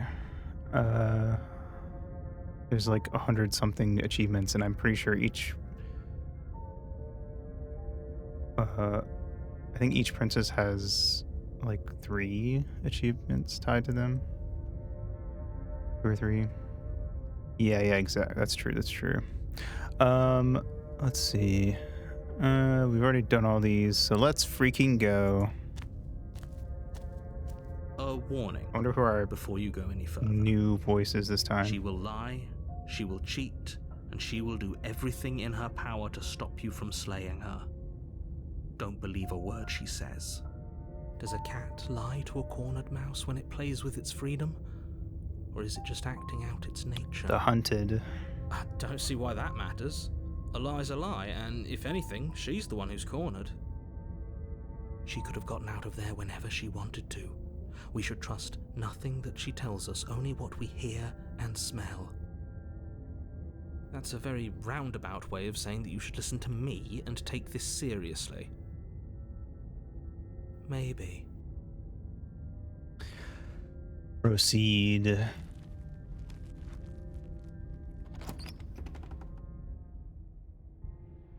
The interior of the cabin is ruinous and dilapidated. It feels like no one has lived here for a long time, wind rushing in through cracks and holes in the wooden walls. The only furniture of note is a termite-eaten table with a pristine blade perched on its edge. The blade is your implement. You'll need it if you want to do this right. All right. We'll ask about the mirror, and then we'll take the blade and go down. That's because there isn't a mirror. There's a table, the blade sitting on the table, and the door to the basement. There's nothing else in here. There's definitely a mirror. There isn't. What a strange thing to lie about. Maybe he doesn't see it. I want to look at myself. I want to see how handsome I am. We shouldn't waste time preening. But if he is lying about the mirror, it might be important. Or it's dangerous. I'm not lying to you. Use your eyes. There is no mirror. Why would I lie about something so meaningless? What good would it even do? You tell me, man. You walk up to the wall next to the basement door. It's a wall. There isn't much to see here. This really isn't funny. You reach forward and rub your hand against the cabin wall. I hope you know how ridiculous you look right now. But it was there a second ago. And now it's gone. Take the blade. You take the blade from the table. It will be difficult to slay the princess and save the world without a weapon.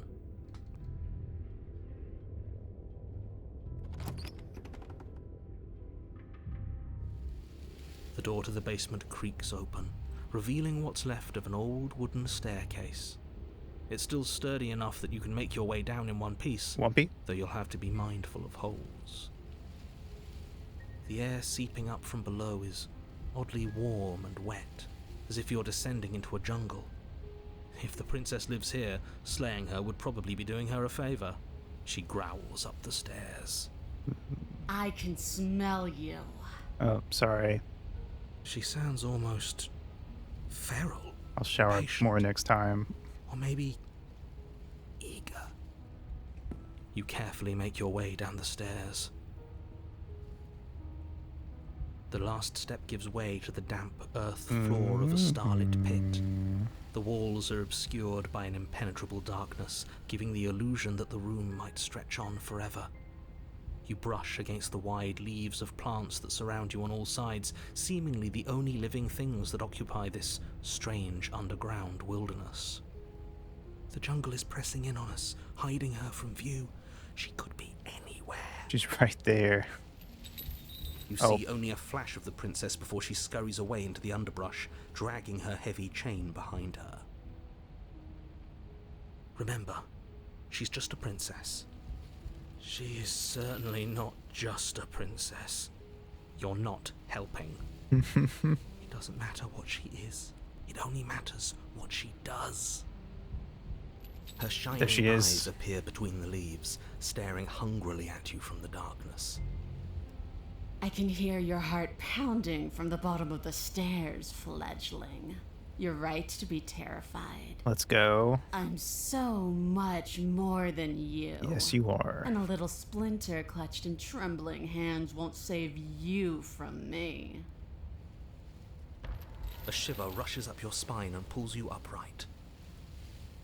The air's shifting. She's getting ready to pounce. Move, now. Where? Don't you hear that clinking? She's in chains again. We're fine. You're about to attack me, aren't you? I can see right through you. We don't have to kill each other. You know that, right? Move, stand still. Ooh.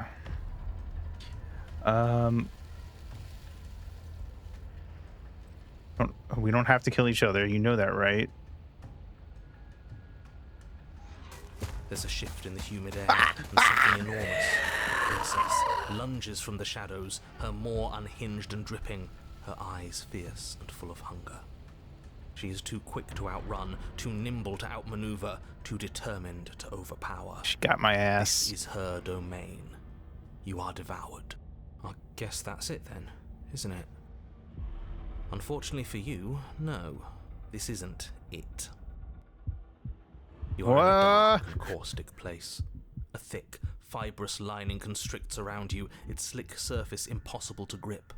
Your hands scrabbling uselessly at your surroundings as they compress in on you. Your lungs can barely expand in such a tiny space.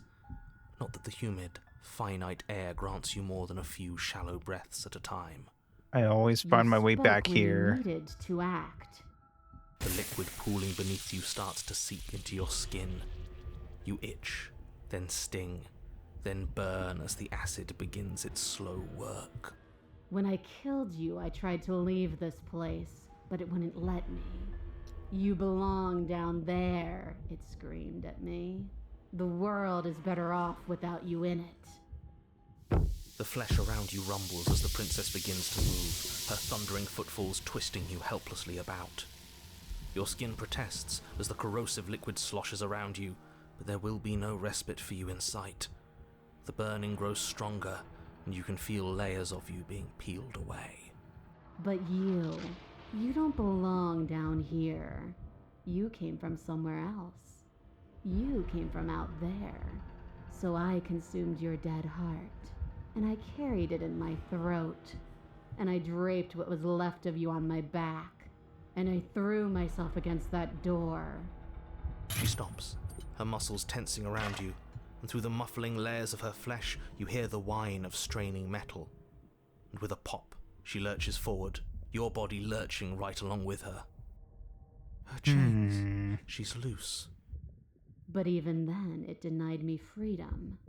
You cannot fool me by draping yourself in decay.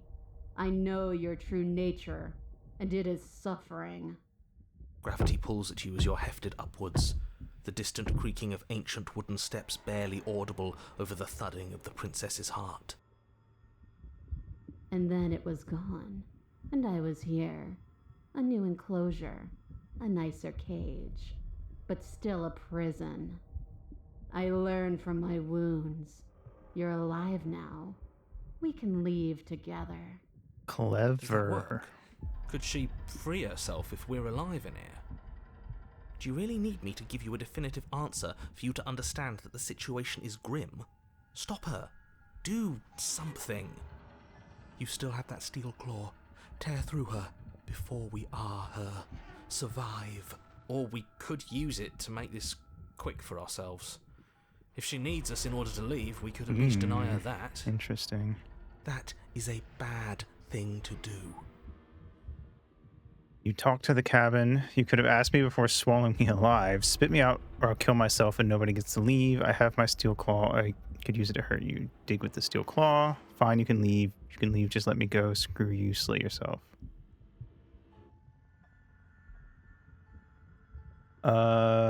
Spit me out or I'll kill myself and nobody gets to leave.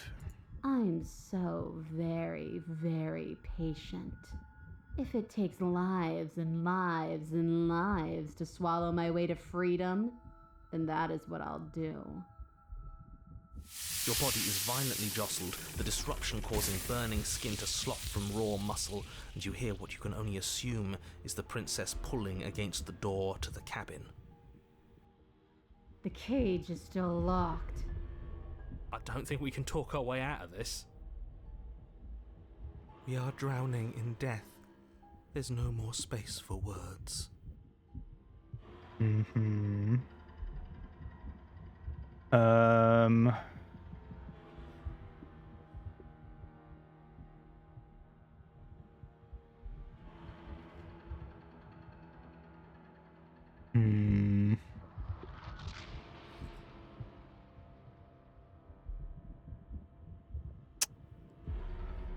Say we let her leave.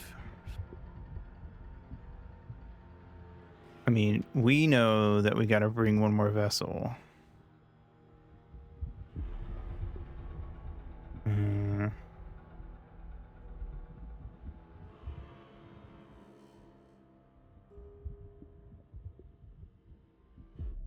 Could try. I don't think she would let us out.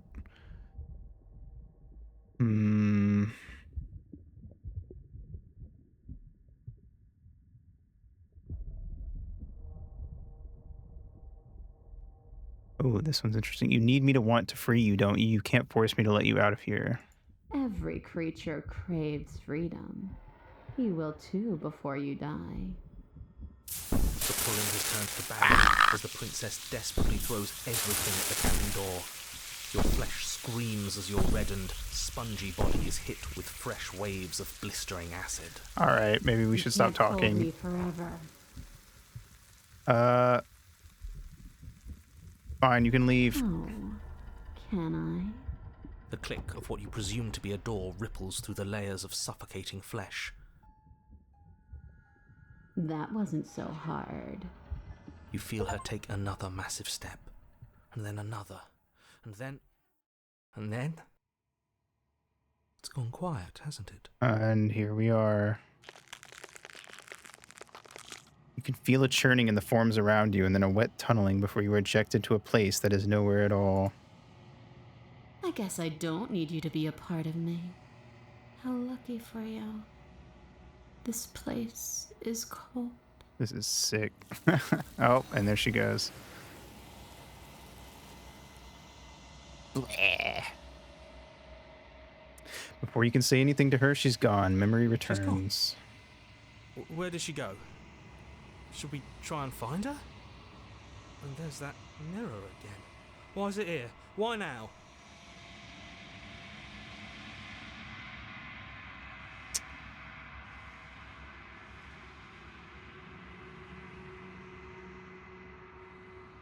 This doesn't feel right. It feels different. Final. That thing reeks of death.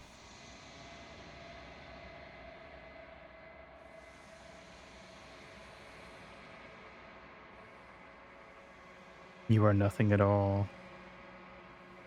Our cursor changed. That isn't right. You can't be nothing. You refocus your gaze and then you see it. A figure, faint and veiled in shadow, just beyond the reflection. Are you... me? I think you know what I am. Crack slides down the center of the mirror, splitting the image in the glass in two. Then another crack forms, and another, turning the mirror into jagged shards of broken glass.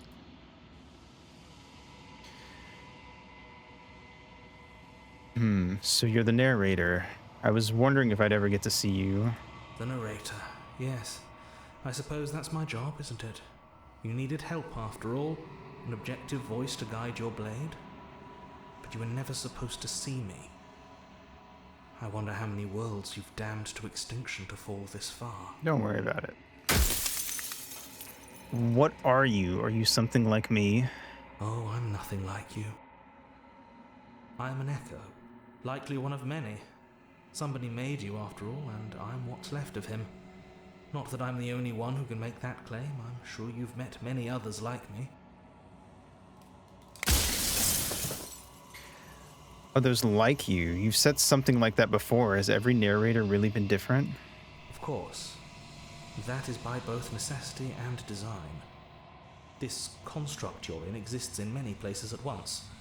Anytime you failed, anytime you thought yourself dead, it would restart and shunt both your consciousness and hers into another world.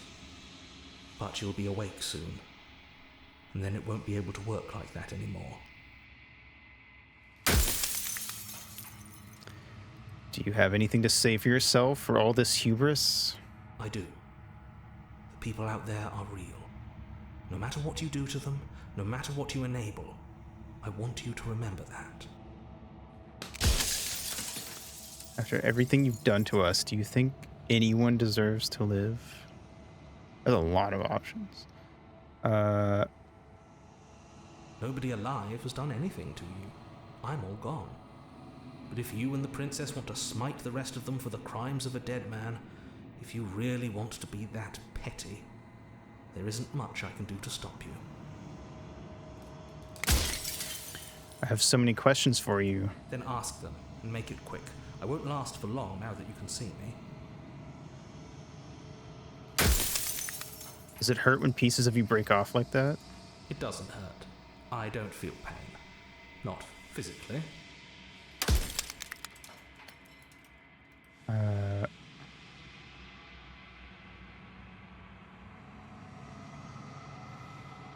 Sorry, I don't want to destroy you.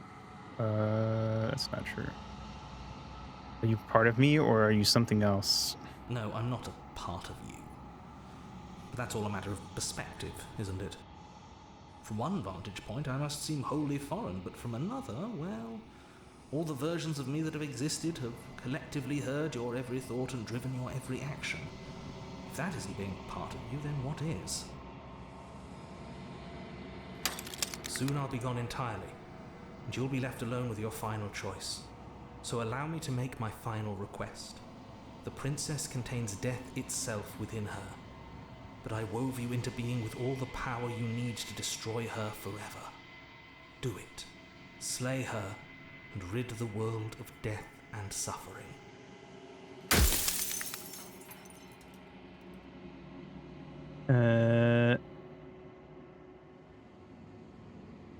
Let's see. If you made me, then what am I? You're the Long Quiet, the god I made to rid the world of death.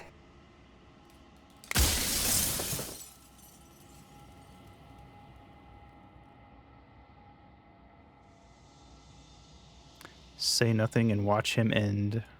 I've said my piece, and my time is up. It's like I said, I'm just an echo, and echoes always fade away. You know what you have to do.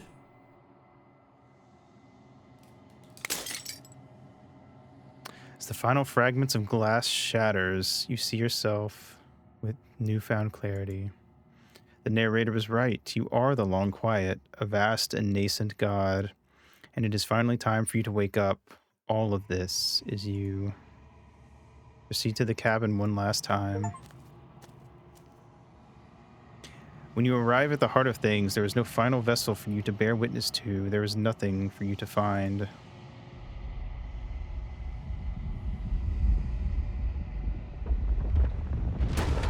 Whoa!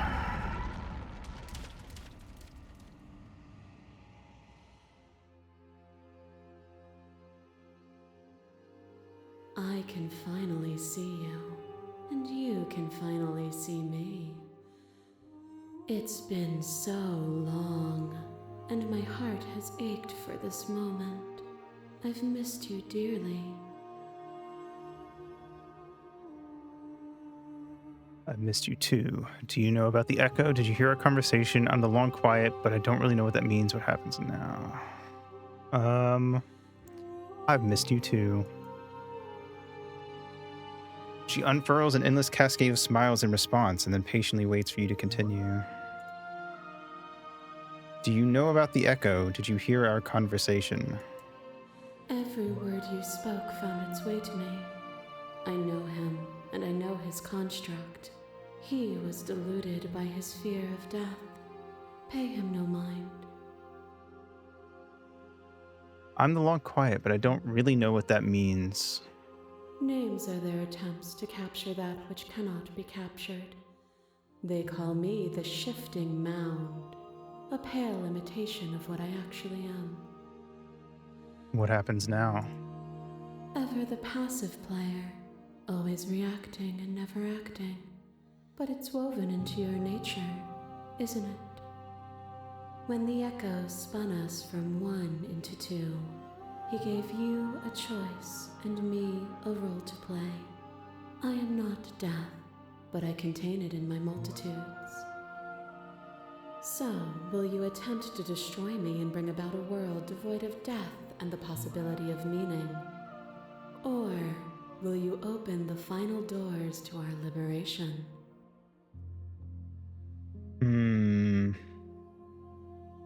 A lot. There's so many stories we've left unfinished. Can we really just leave? Even as your eyes begin to open, you still hold on to the notions of is and is not, of beginning and end, pitch black islands in the blinding light of the infinite. There is nothing to resolve, nothing restraining us but us. Don't you have a say in all of this? Why is this all falling on me? Of course I have a say in all of this. You and I share reflections of each other's burdens, just as you and I share reflections of each other's gifts. If we didn't, the winding paths that brought us here wouldn't have been full of strife and conflict.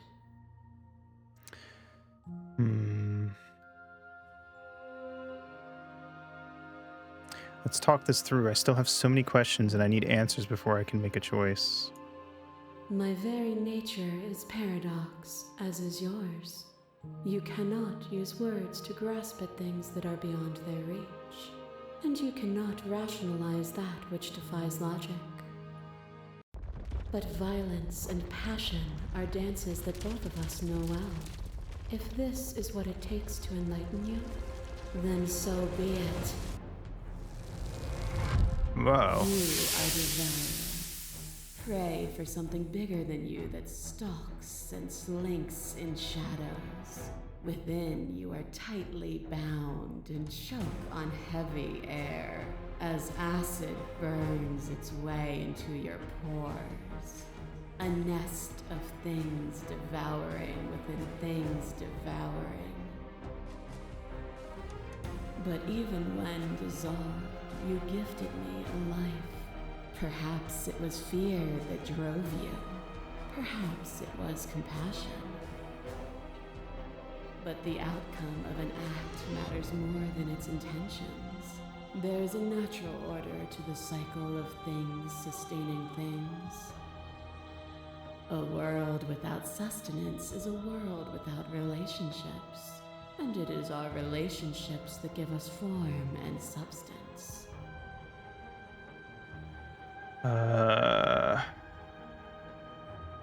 Yield to your shared humanity. You speak about life and death and change and stagnation, but that isn't what any of this has been about. Reject her authority. You've done nothing but lecture me since I got here, argue your independence. You act as though the world can't exist without you, but I've existed without you.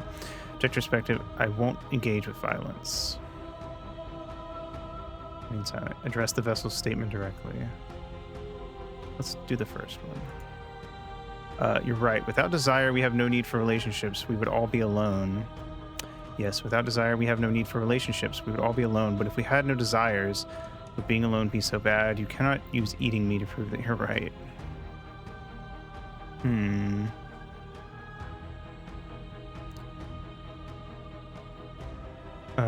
Middle one. You seek to remove complexity itself, but it is complexity that adds color to experience.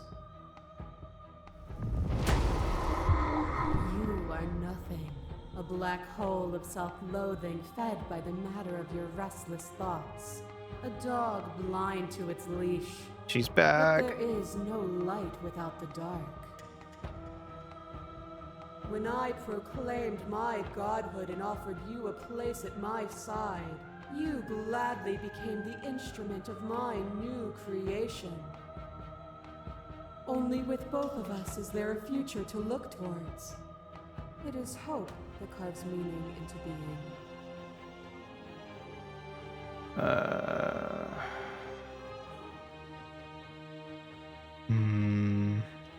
Press the vessel statement directly.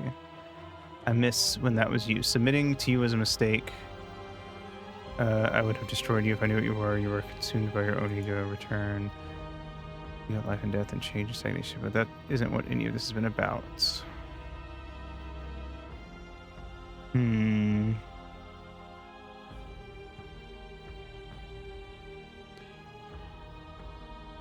Let's do this one. You act as though the world can't exist without you, but I have existed without you. Have you? Or is what you think of as independence merely an illusion? Without me, you can have no contrast. And without contrast, you have no shape. A thought is a vine, and some thoughts nurture thorns that bleed the soul, and endless growth that blots your vision and strangles your trust. When I succumbed to myself, you patiently stood by me and cut the thistles that rooted in my skin.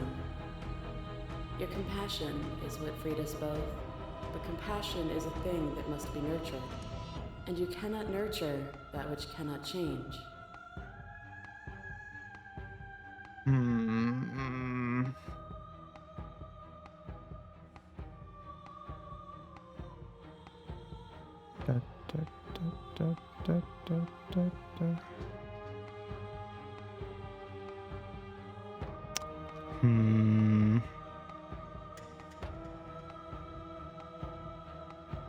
What were the woods then? What is the cabin? What is the time we spent apart, if not me existing as myself? Let's see, address. If I had known what you really were, I wouldn't have been so quick to free you. Of course I helped you. I don't want us to hate each other. Or I didn't. Then help me again. We are each other's liberation. To question everything is to deny the truth in front of you. To live alone within the caverns of your mind is to trap yourself in them forever. But you found me, and we chose to trust each other for no reason than the sake of believing in something that wasn't us. Shared skepticism blossomed into freedom, but we needed to walk a path together to bloom. Would you stop our journey now that you've seen its beginning? What of those in the worlds beyond? Would you erase their paths to stop them from going astray? Addressing directly. The path is just a metaphor. I want to protect them. I don't want to keep anyone still. What does the path matter if it always ends? Path is just a metaphor. I want to protect them. And that is what I want too. To protect them from the horrors of an eternity without me. Your lover drives a stake into your body, and another, and another, and another. Do I miss your heart because I can't stand to see it go? But the stakes meant nothing to you. You had a desire, and you set that desire free. You lifting me and me lifting you. Forever and ever and ever. Consumed by true belief, there was nothing that could hold us back.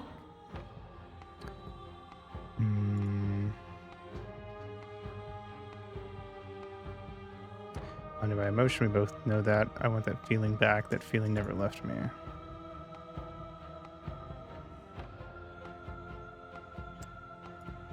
Then there's no need for you to fight what we are. Whenever you're ready, we can live together. Hand in loving hand.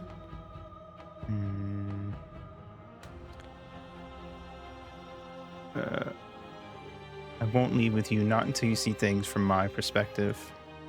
If you need more time to open your eyes, then I will give you all the time in the world.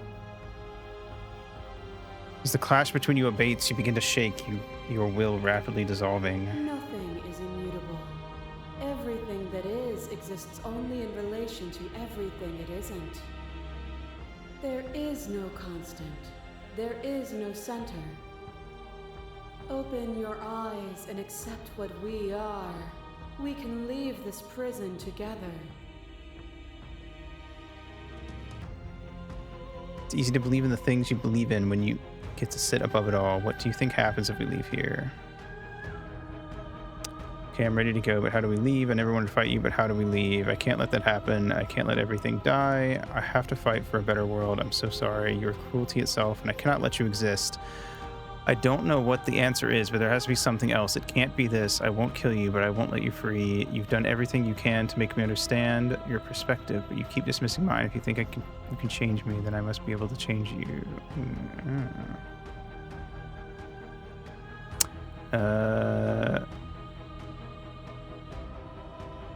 It's easy to believe in the things you believe in when you get to sit above it all.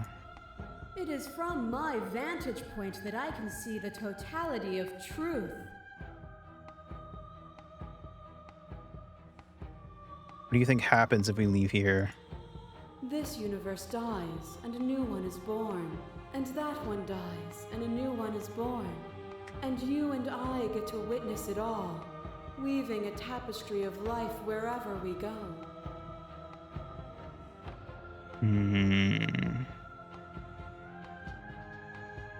This is the choice then. All right.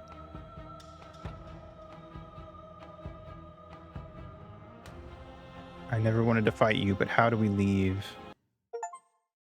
Nothing brings me greater joy than to hear those words. The final piece lies with you. Free yourself. You fall into yourself. The body of an ancient creature stirs from its hibernation. You feel sensation in limbs you once couldn't fathom. Everything here, except for her, is you. You feel your wings spanning a cosmic scale, but twisted and crumpled and bound in agonized tension to a finite plane. You can feel the glass of the construct pressing in on you, confining you across infinite sides and infinite angles.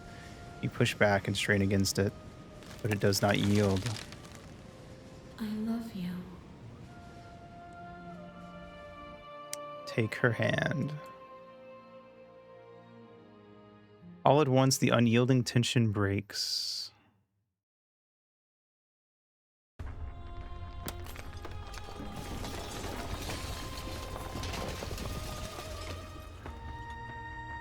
You are free, and she is with you. It's magnificent. There are no words, no thoughts to describe absolute reality, something that simply is. What happens now? Everything. Just like it always has been. And just like it always will be. Step into the infinite.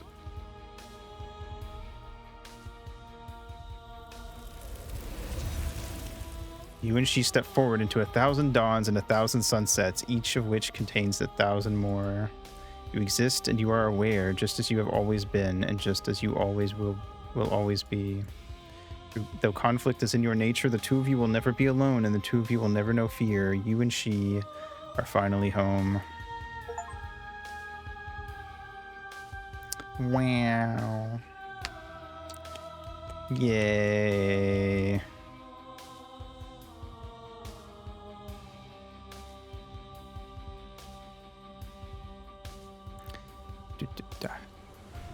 Nice.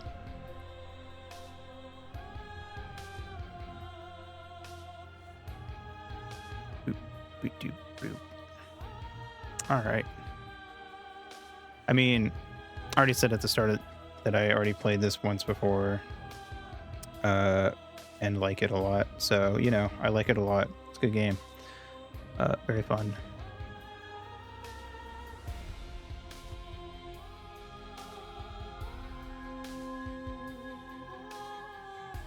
Harkens back, it really is one of those games that like captures the feel of like playing those old Newgrounds visual novels, but like does the what a lot of these games we've played that have that feeling don't do, which is that it really, shows itself to be an evolution of those games instead of being just, on par, if not maybe even worse than some of the ones I've already played for free Undergrounds.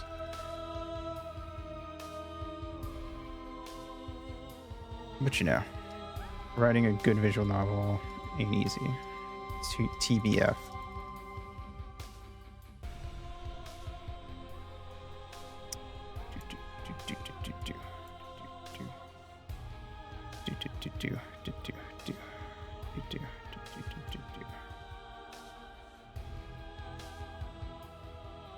All right, return to main menu. Blammo. Very epic. All right, cool.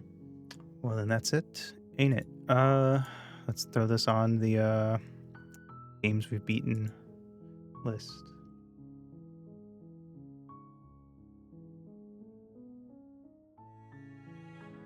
I do have to wonder how many people got to the first. Like, I would love to know the percentage of people that got to the first time,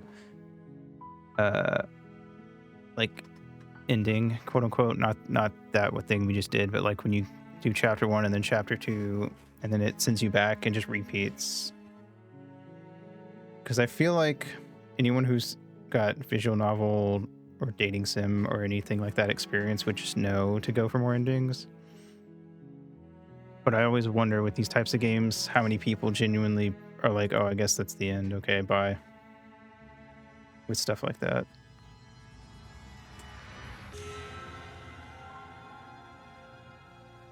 Like, I feel like it'd be kind of fair to stop there if you just didn't like anything you'd seen up to that point. But, you know, I more so mean people who liked it, but just genuinely are like, oh, I guess it just repeats if I do it again. Or, I don't know. That's what I would think too. I guess with achievements, it's a lot easier.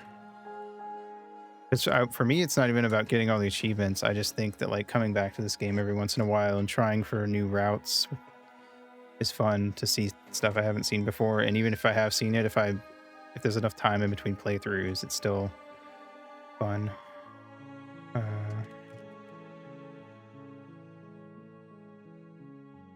Like some of those were ones I'd seen before, but I only remembered them just enough to recognize that I'd seen it before, not enough to outright be like, oh, I remember everything that's going to happen. Plus, each one has a bunch of different choices and outcomes, even if you have seen it before. So, you know.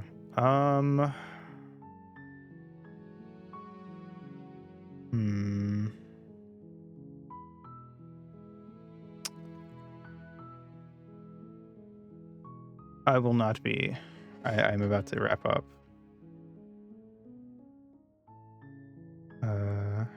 In just a few moments.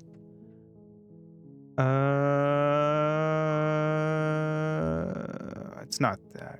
I don't know. It's one of those games where I like it a lot. Where you I almost feel guilty for not being able to put it higher, but there are just a lot of really good games on here.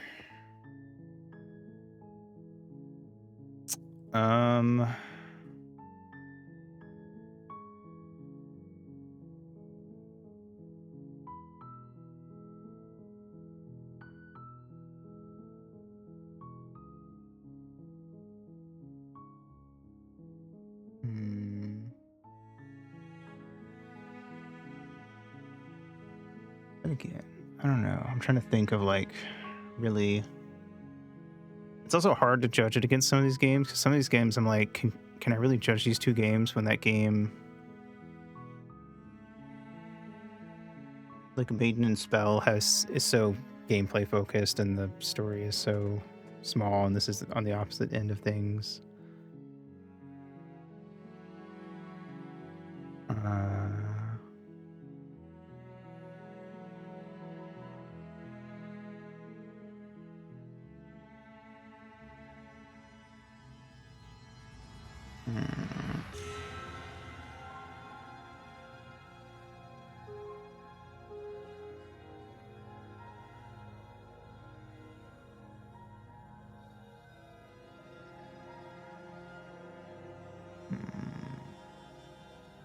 Trying to look at games that I liked for their stories specifically.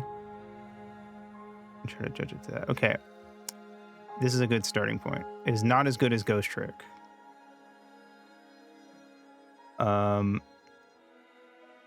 Would I put it on par with Needy Streamer Overload? Probably better, honestly.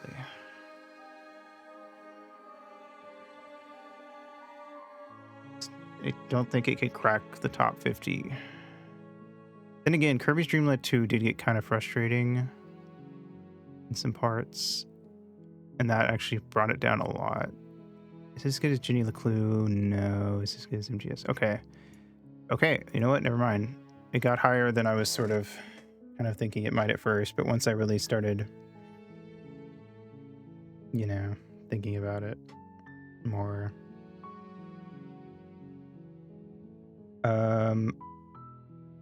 It goes right at number 50, so just barely cracks the top 50, but it does, which is, you know, saying a lot, I would say.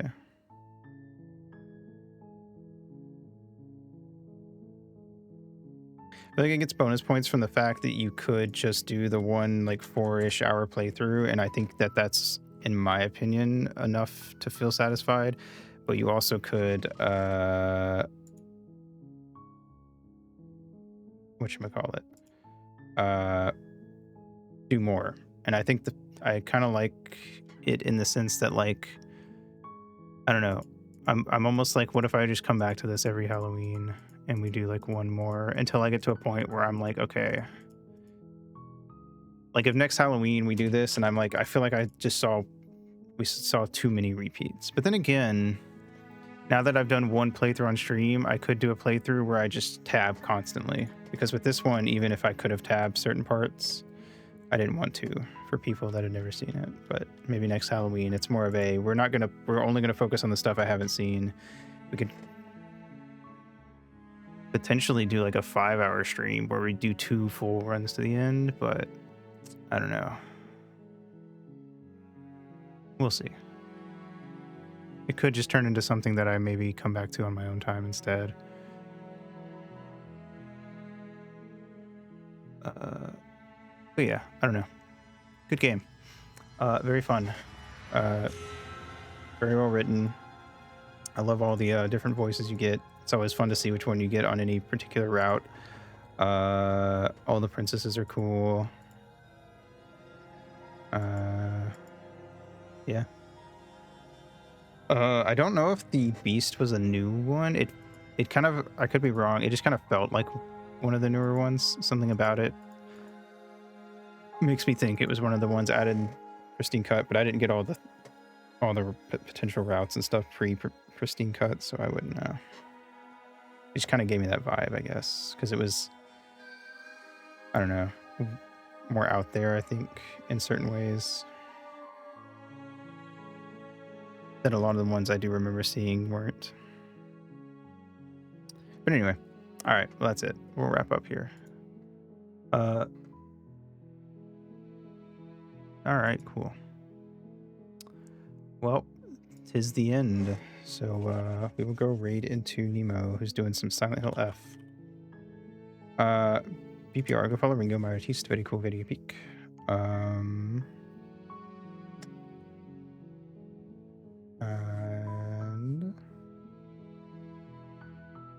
yeah, thanks for coming out.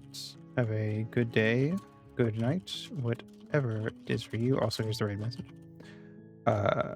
And I will see you in the next stream. Mwah.